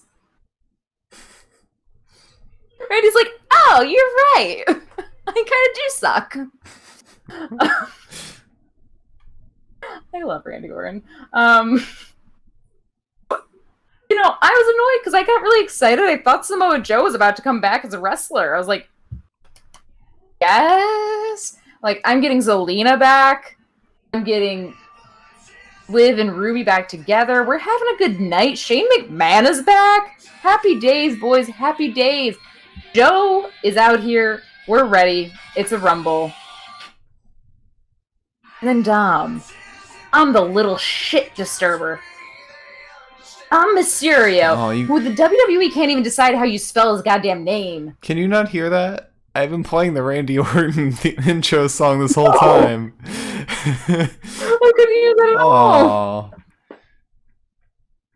It sounded like you, like, I heard, like, a clip of something, and it sounded like you, like, had just, like, knocked something on your desk or something. No. Make a joke that, when our cat steals a toy of hers and, like, knocks it under, like, the TV stand or something, that's the song she hears as she walks away from it. I'm really hoping that my cat is still alive, actually. Her head moved. We're good. Love you. I see you down there. Yes, you are a good girl. But Dom attacks Seth with a kendo stick again, which after, if you saw the pictures of Seth's back after the last time Dominic did this, I don't want to see it tonight. I can tell you that much. Seth then, I think, very much accidentally hit Buddy with a kendo stick as well. Because he was doing something. I don't even know what he was doing at that point, but he very much squarely hit Buddy right about here. I was like, I think he wears that mock neck water suit that he wears all the time. We got to see a really sick 619 from Dom to Seth. And then Dominic went off the top rope, attacked the boys, and Seth said, I'll see you at SummerSlam then, I guess. Boy. I said, weird, very weird, but sure. And then after that, we went back to the announce booth, and Tom looked rattled as hell, while Joe, sweet Samoa Joe, was just screaming in his ear because he was riled up, and Tom's just sitting there like,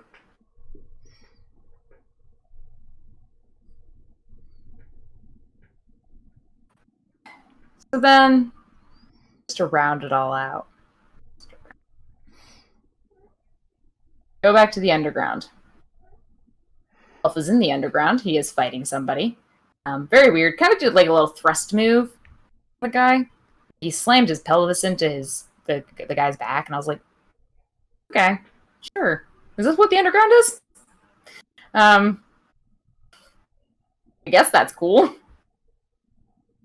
Bobby, MVP, Shelton all come down, and they decide that they are in control of Raw Underground now. They attack a bunch of people. Basically, they attack everyone that is still there. Including Swerve. And, yeah, and Swerve, who after looking so nice against Johnny Gargano, looked like shit. Looked like just a little ragdoll standing in the corner. He was just there to bet. He was there to gamble. Yes. That's what he said on Twitter. But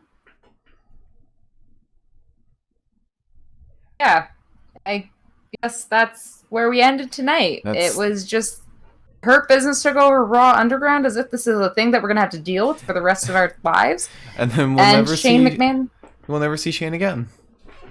Shane seemed to be okay with it. He was like, "All right, guys, this is fine. Sure." Finally, somebody with money can take this over.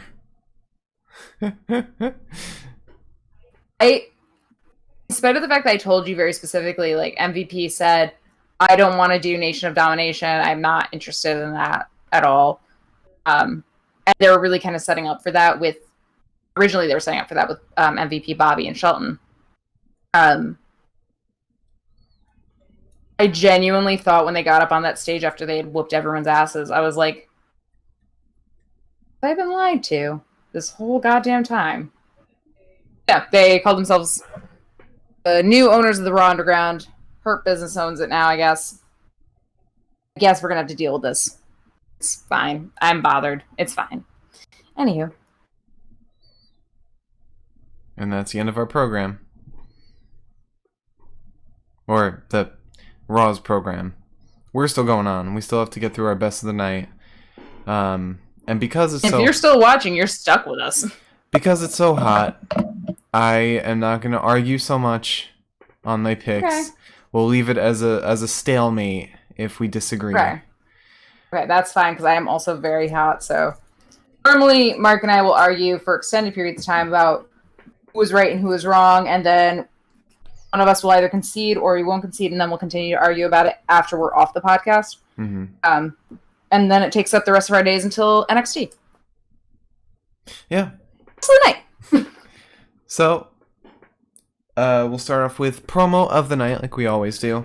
And this was a very promo-heavy show. This was... I already know what I'm choosing. This was all promo. And I know what you're going to choose.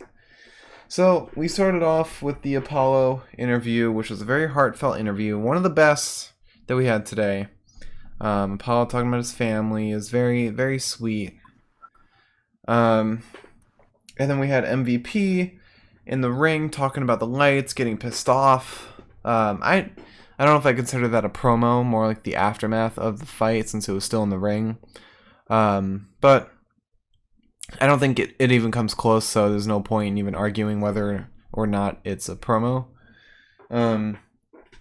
And then we had the interview with Bayley and Sasha, which I don't really remember what happened. That's where Shayna Baszler came in and punched Sasha. Great last moment, so it's good.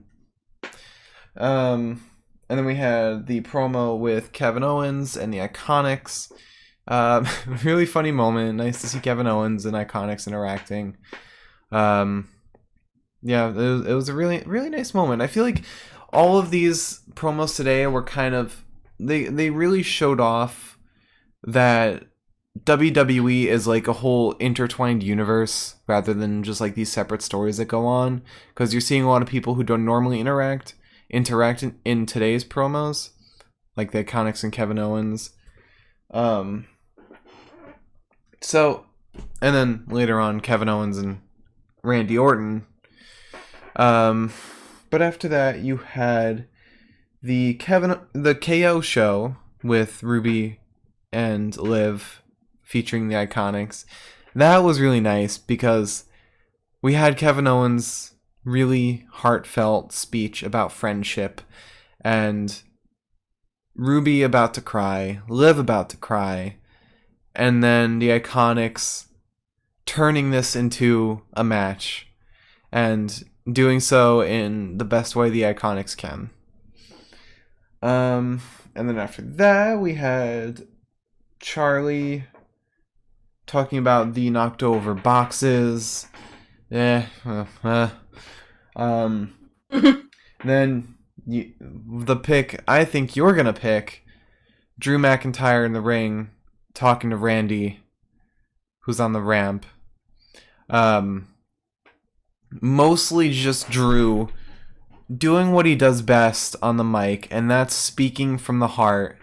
It seems like that's been his whole storyline, interacting with people and just kind of being self-aware of the industry they're in and being themselves. Self-awareness is my number one kink. And plus, I mean, Drew McIntyre is like a legend on the mic. Plus, so is Randy Orton. They are both so great at what they do, and I found out today that Randy Orton was in a movie. Condemned 2. He wasn't in the first Condemned. That was with Stone Cold Steve Austin. But I'm not thinking of the right thing at all. But yeah, fantastic promo. It's up there with like the Heath Slater promo with Drew.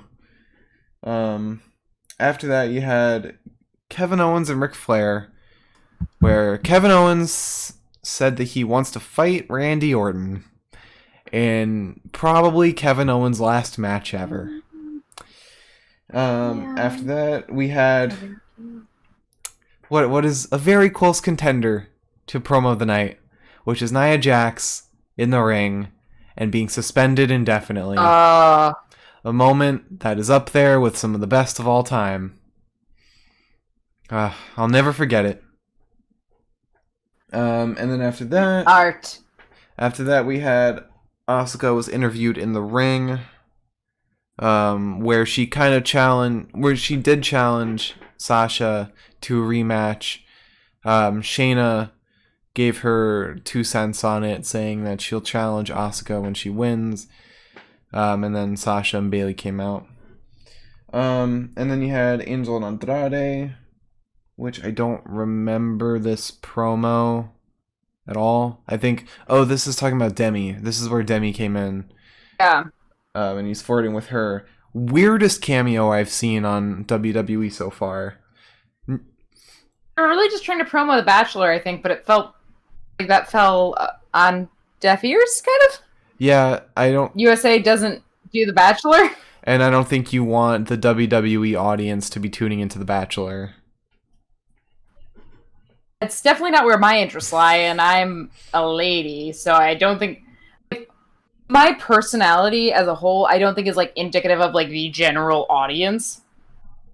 I think my father's personality probably is. I don't see him tuning into The Bachelor anytime soon. I know people who watch The Bachelor, and they are neither of us, and not a lot of people I know that watch WWE. Unless, like, their whole point was, like, there's a hot girl. She's on The Bachelor. And she might get rejected, which means you have a chance. But after that, we had Raw Underground, which I'm going to consider that a promo. I'm going to consider the whole Raw Underground thing a promo. I feel like it's not like real fights. It's promoting the future of Hurt Business and kind of them bringing Raw Underground fighters into sanctioned fights. But who knows? I'm really interested in how they kind of go forward with this. Then after that, we had a little thing with the Street Profits talking in the ring before their matches. Then we had the promo with Murphy and Seth. They kind of tuned out for this, so I don't really remember too much that happened besides Murphy watching on his phone replay from last week. And then more Raw Underground stuff. And then Charlie and Angel outside of the medical place where Bianca and Dawkins come out. And this was fun. This was a fun little promo. Makes me really excited to see Zelina and Bianca fight. And then after that, we had the security cam footage of the I wrote of the ninjas, but it's the new faction.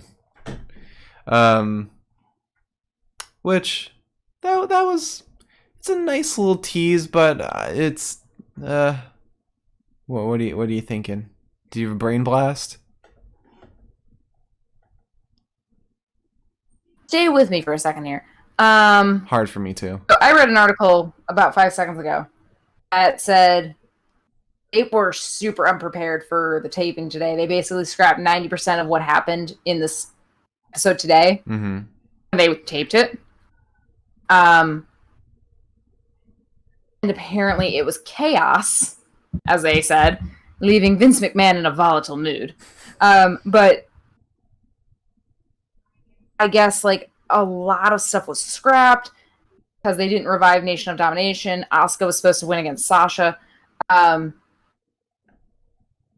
However,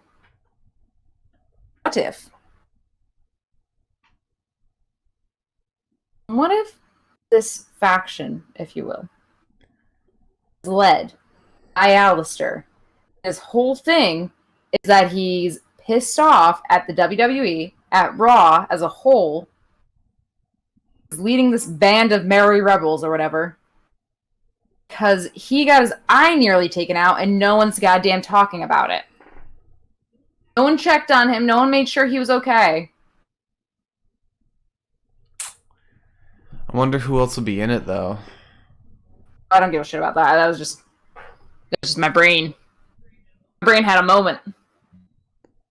I mean, it's possible. I mean, but his whole thing is kind of being a loner. That is his whole gimmick.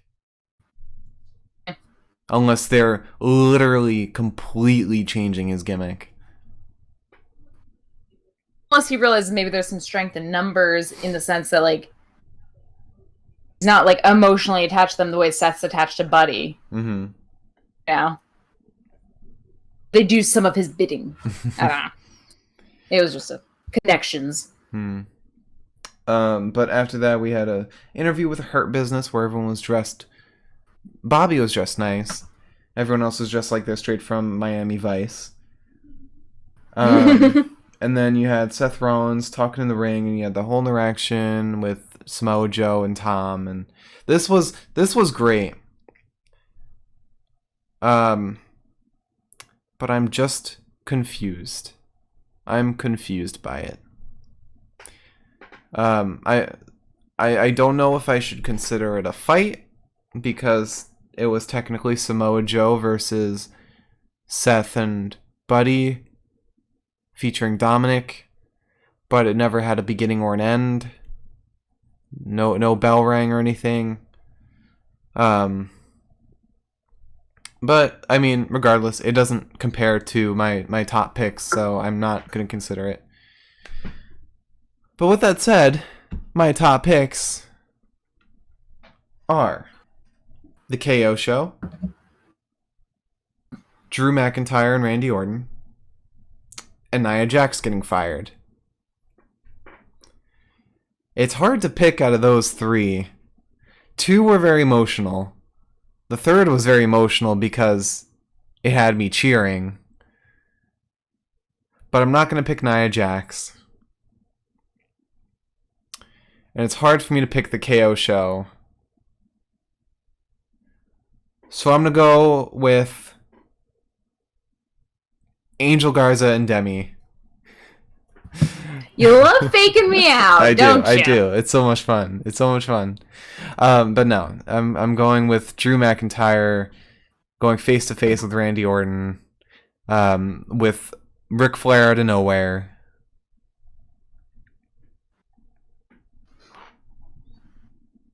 Is that yours too? Wanted to do something? Yeah. First of all, they give Drew McIntyre a mic and he doesn't shut up, and I respect the hell out of that because guess who else doesn't shut up? Me. Ever. Quite literally, ever. We never shut up. He literally said in an interview on The Bump, he's like, this should be my own show. I could talk and talk and talk. And I was like, yeah, I get that. I get that a lot, dude. I got my little Gemini earrings in today for my two little Gemini fellas, Seth and around, talking into microphones for extended periods of time. And I mean, it's just, it's one of those things where it's like, I don't think Drew talk for like much longer than I ever expected a human being to be able to string cohesive thoughts together. One thing we don't share, but I just talk. He actually like has points.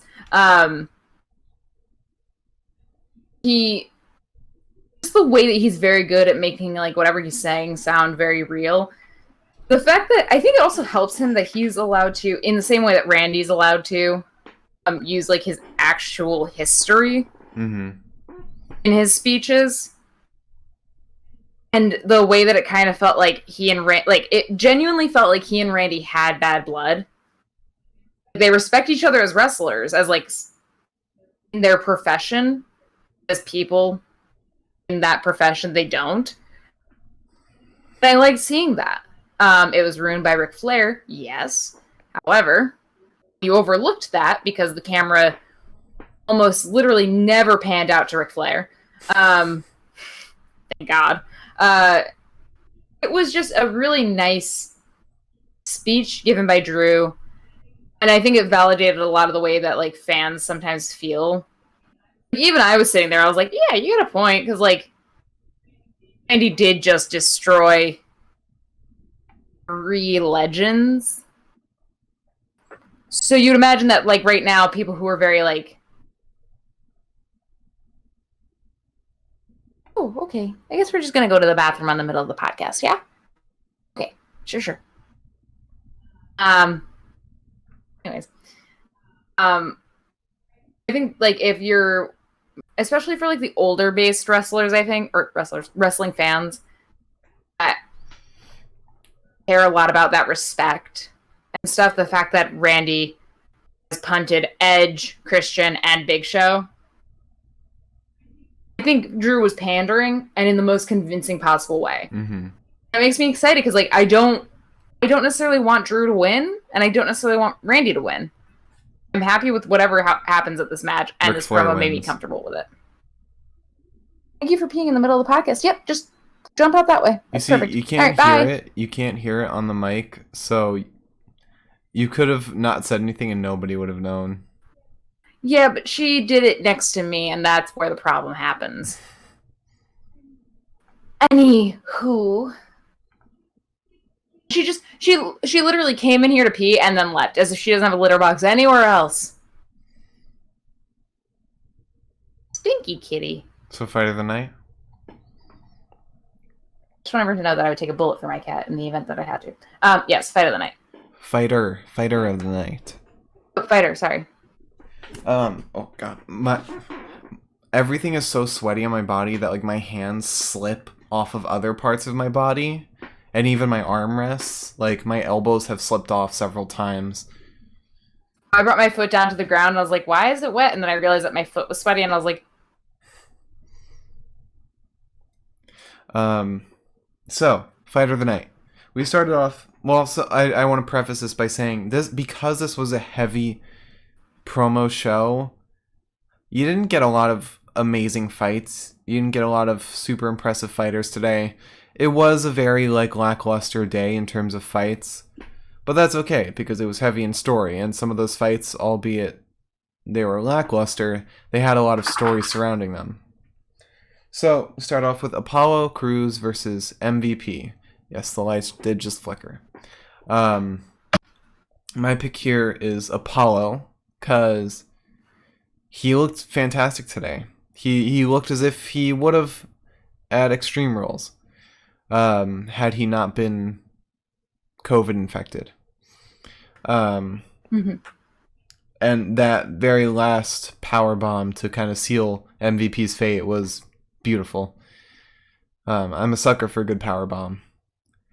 And then we move on to Liv and Ruby versus Iconics, and the best one here was Liv, especially once she got in and started. They weren't arm drags she was doing. It was very similar to Seth's Sling Blade. I don't know what the move is, but yeah, she looked great. She didn't look amazing compared to other wrestlers, but she looked the best in this match, and the best that she has looked in a while. But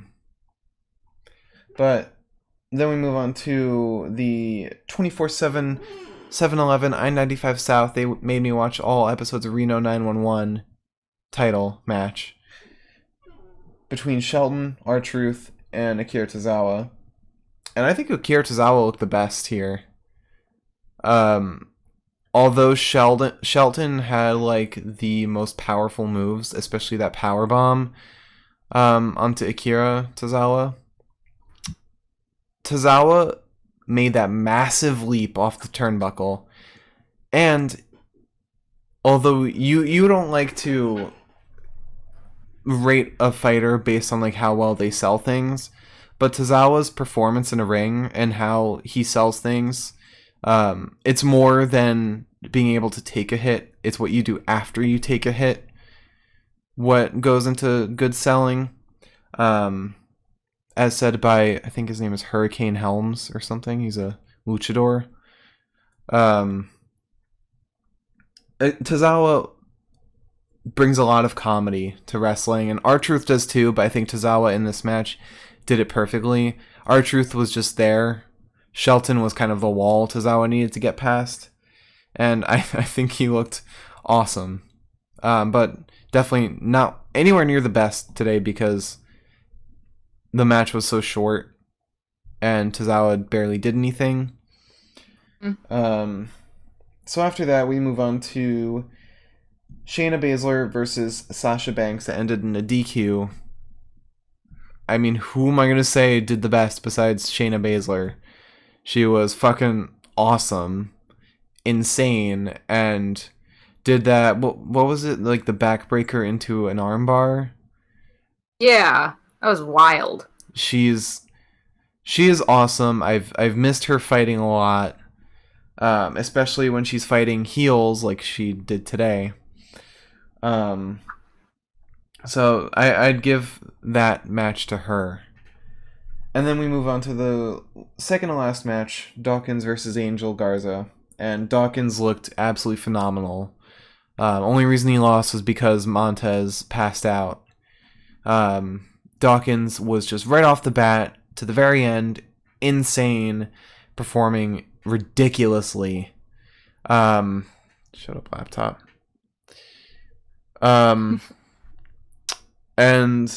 And then after that, we move on to Montez versus Andrade, where Montez pulled the performance of his life.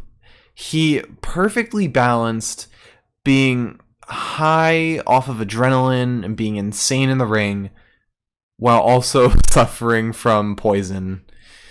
It was roofied! He, like, the moves he pulled off were ridiculous. Like, some of the best we've seen of Montez. I am always in awe when I see him wrestle.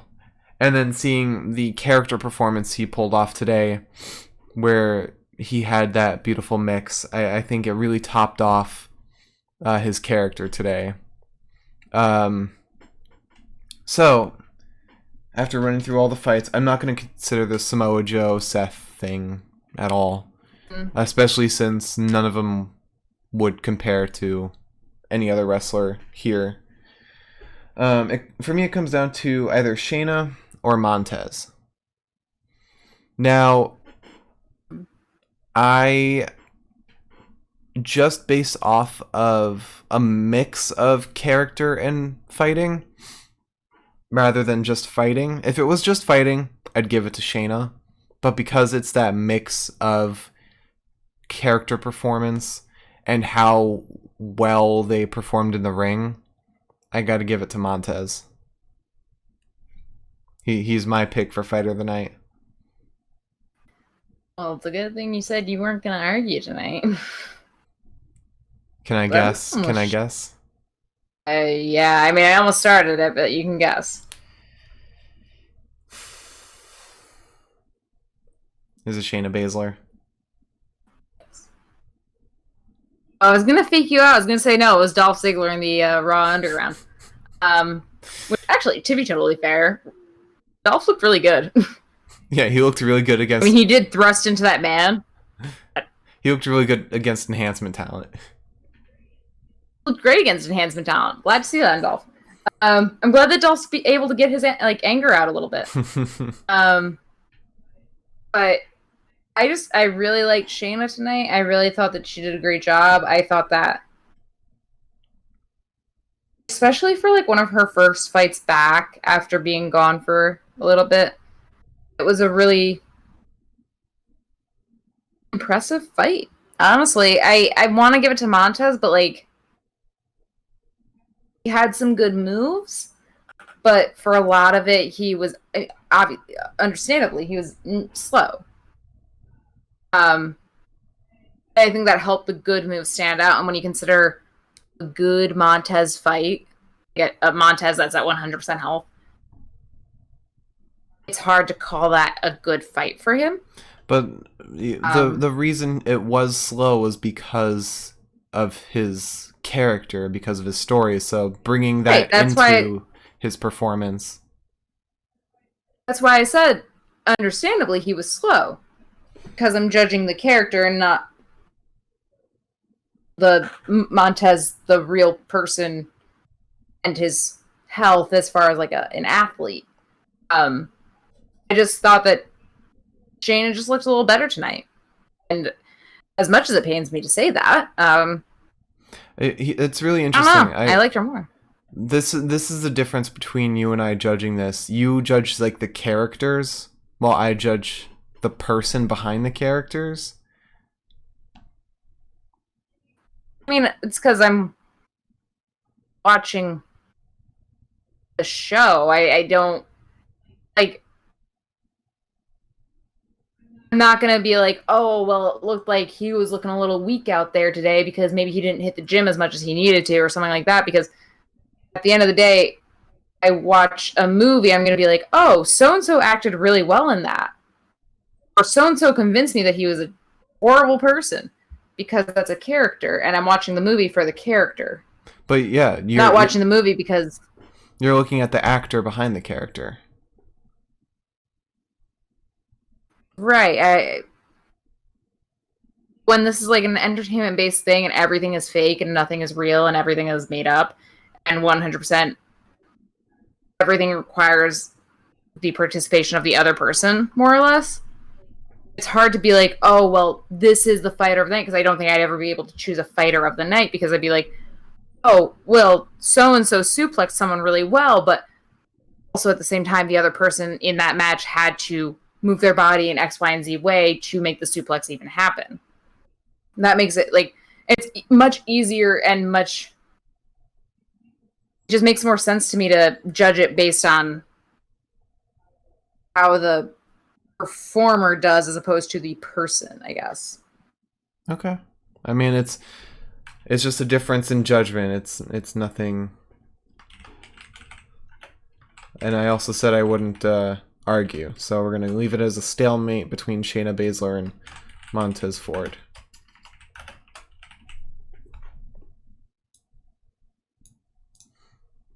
And now, fight of the night? Yes. Yes, you just peed. I know, you were just there. Alright, so it smells like your pee. We started off with the United States Championship, Apollo versus MVP. Decent match. It was really good. I wouldn't give it any special accolades because it wasn't really anything special at the end of the day. It's one we should have gotten weeks back, and we didn't get because of real life circumstances. And then after that we had Liv and Ruby versus the Iconics, where it was a very short match. We didn't really see the Iconics at all. We just saw Liv. I don't even think we really saw Ruby that much. So it was, you know, probably the worst match today, I'd say. But it was not a bad match by any means. And then we had Shelton versus R-Truth versus Akira Tozawa, which was entertaining. It was entertaining. It wasn't anything special because it was a 24/7 title. But yeah, just entertaining. And then we had Shayna Baszler versus Sasha Banks, which was a good fight. It was a great fight until it just randomly somehow ended in a DQ for some reason. It doesn't make any sense why it ended in DQ. But had it not, I probably would have considered it for fight of the night. But because it ended so stupidly, I can't do that. And then we move on to Dawkins versus Angel, which it was a good fight, but it was too short because we ended it with Montez passing out, which led to Dawkins being distracted. And then Montez versus Andrade, where Montez looked great, but he passed out, making it too short, and we didn't get as much as we should have. So it's very hard to pick a fight of the night tonight. I need to go with the one that, although it wasn't so much special, it was a full fight at the end of the day, and we saw each performer doing really well, and that's Apollo Crews versus MVP.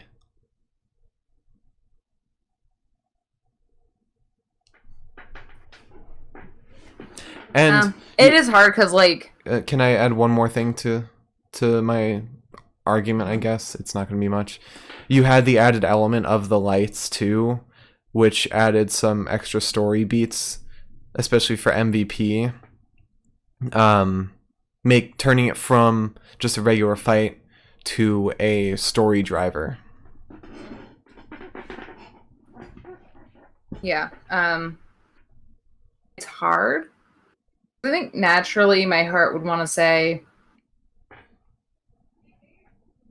I guess what makes it difficult is that a lot of these fights had the opportunity to be really good fights. Mm-hmm. And honestly, if things had ended differently for several of them, I would have been finding it very difficult to choose my fighter or my fight of the night. Mm. Because, like, Ruby and Liv, it was a fight that served a purpose. It didn't compare to any of the bigger fights. I'm hoping that we do get to see a fight with them that doesn't just serve the purpose of, like, bringing them back together, because they deserve it. And at the end of the day, this fight was also really just an extended promo, kind of. Yeah. Their friendship. Oh my God, sorry, there's cat hair all over my leg. I did not notice that until just now. But, like, if Seth had actually fought Dominic, or had actually fought Samoa Joe, for that matter, that would have been a contender. Yeah. Because it's either Seth fighting a child, or Seth fighting a legend. If Drew and Randy had fought, that would have been something. Oh, yeah. Which obviously they're like, you literally have to pay for that. We will not give that to you. If Shayna had finished her match, that would have been a fight. That would have been something that, like, would have made it really hard for me to say what I'm about to say. And god damn, I hate MVP so much. I really, really, really, really, really do. But at the same time, it's like, how many other fights were there tonight that actually ended? Let's see. I want to see how many full fights there were that actually had an ending. You had Apollo versus MVP. You had Liv and Ruby versus Iconics. You had the 24/7 title match. And that's it. 3 matches out of 7, including the Samoa Joe, Seth Murphy thing. Yeah. And, like, I already forgot about the 24/7 match, so that says enough about that. I have to go with the MVP match because, again, as you said, there were the lights. And plus we got the really sweet promo afterwards with Apollo, and we got to see Apollo take back what was rightfully his, if it weren't for the pandemic that perhaps the WWE has been very lax about. But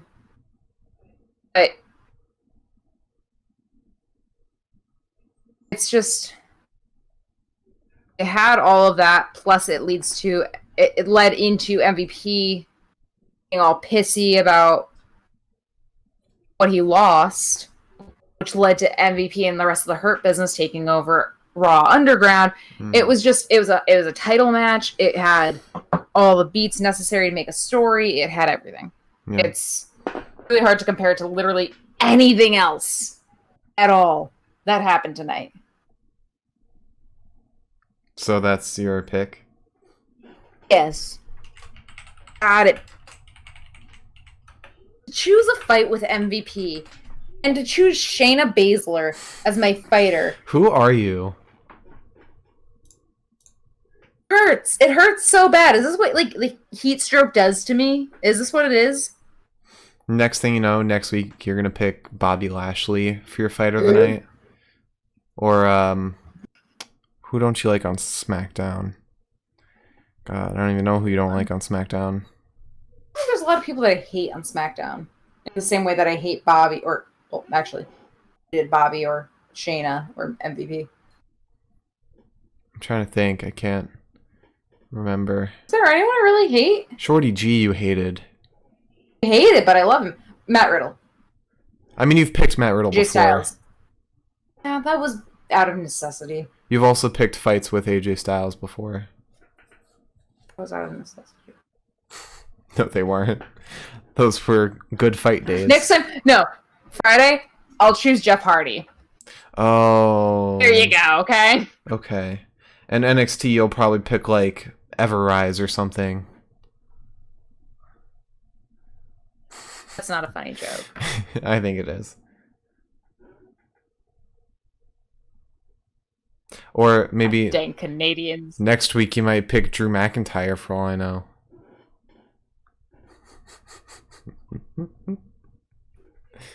Dude, if Wednesday comes and Wednesday goes and we're doing this podcast and I have not chosen Undisputed Era as my fighter and fight of the night, something went horribly wrong. Something went horribly wrong. Like, so bad, you cannot imagine. Wait, Undisputed Era?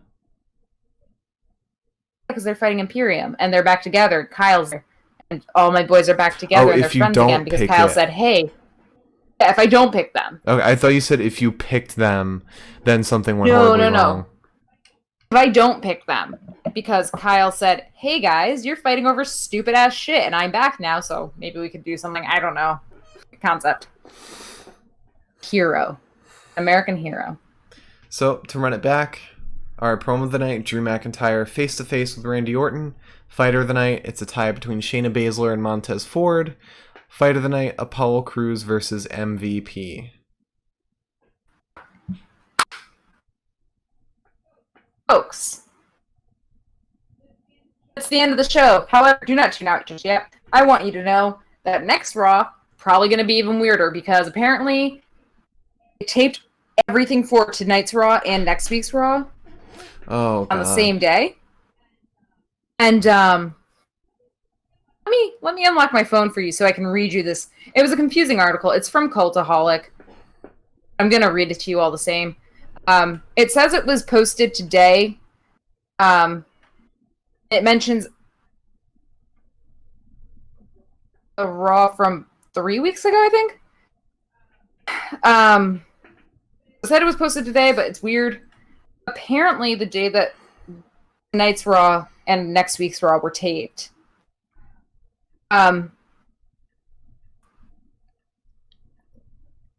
Apparently, two shows were being taped, tonight's and tomorrow, or next week's. The first changing on the fly, while the second is still apparently incomplete. So at the time of taping for next week's Raw, apparently the writing for it was incomplete. So if you're not excited, you probably should be. It's going to be a nightmare. Raw is actually really good about covering up when things aren't taped well because it was pretty okay. Tonight was one of the more interesting evenings that we've had. So I'll take it.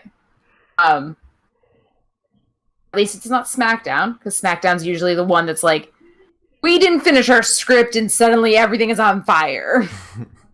I was just like, we didn't finish our script, so here's a weird match, but everything else is kind of normal. And something is literally on fire. We've literally set the entire stage on fire, but it's going to be fun for you. And I was like, all right. But we will be back Wednesday. I will be more stressed out than I already am for external reasons.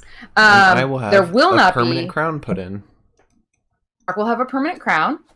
There will not be a tropical storm. My Mac battery will not be so low that it's about to die. Probably will be, actually. Let's not kid ourselves. Hopefully Liz will have the chat open again. I will actually, I might even have the chat open on my screen. It's almost better that's on my phone because I can't see my screen from where I'm sitting. Which is why my text is at size 18.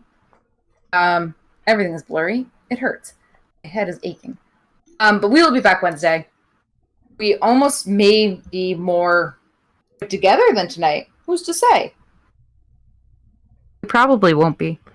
Allegedly. But that's the fun of it. We'll be back for, I believe, Keith Lee is fighting Karrion Kross. Imperium against Undisputed Era. I'm going to say, I think Rhea Ripley's going against Io Shirai, if I'm not mistaken. No. Rhea Ripley's going against Dakota Kai. Right, okay, because they both think that they deserve a shot at the title. Fair enough. So that's happening. Undisputed Era is going against Imperium. Which members of Undisputed Era? I don't know, but they'll all probably be ringside at least, and I'll take that, so... We also have Oney Lorcan versus Damian Priest versus Ridge Holland. Ridge Holland. Yeah. NXT UK. I have no time for him. Whatever. But yes, please tune in on Wednesday.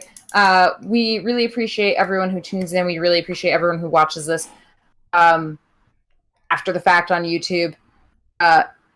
You guys help us a lot. And again, as always, I want to give a quick shout out to Mike and Milam, because you guys are always really active in our chat and always really active on our Twitter and stuff, and we really appreciate the shout outs and stuff that we get, like, even on off days, and the fact that you guys laugh at my jokes on my Twitter, and I appreciate that, because apparently no one else does. I'm talking about the guy above me right now. Yep.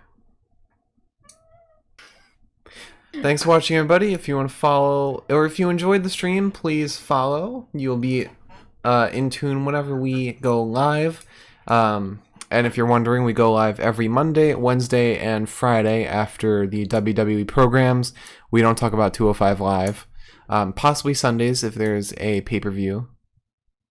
Is that what you're going to say? And hit the little bell so you can get notified via your email whenever we go live.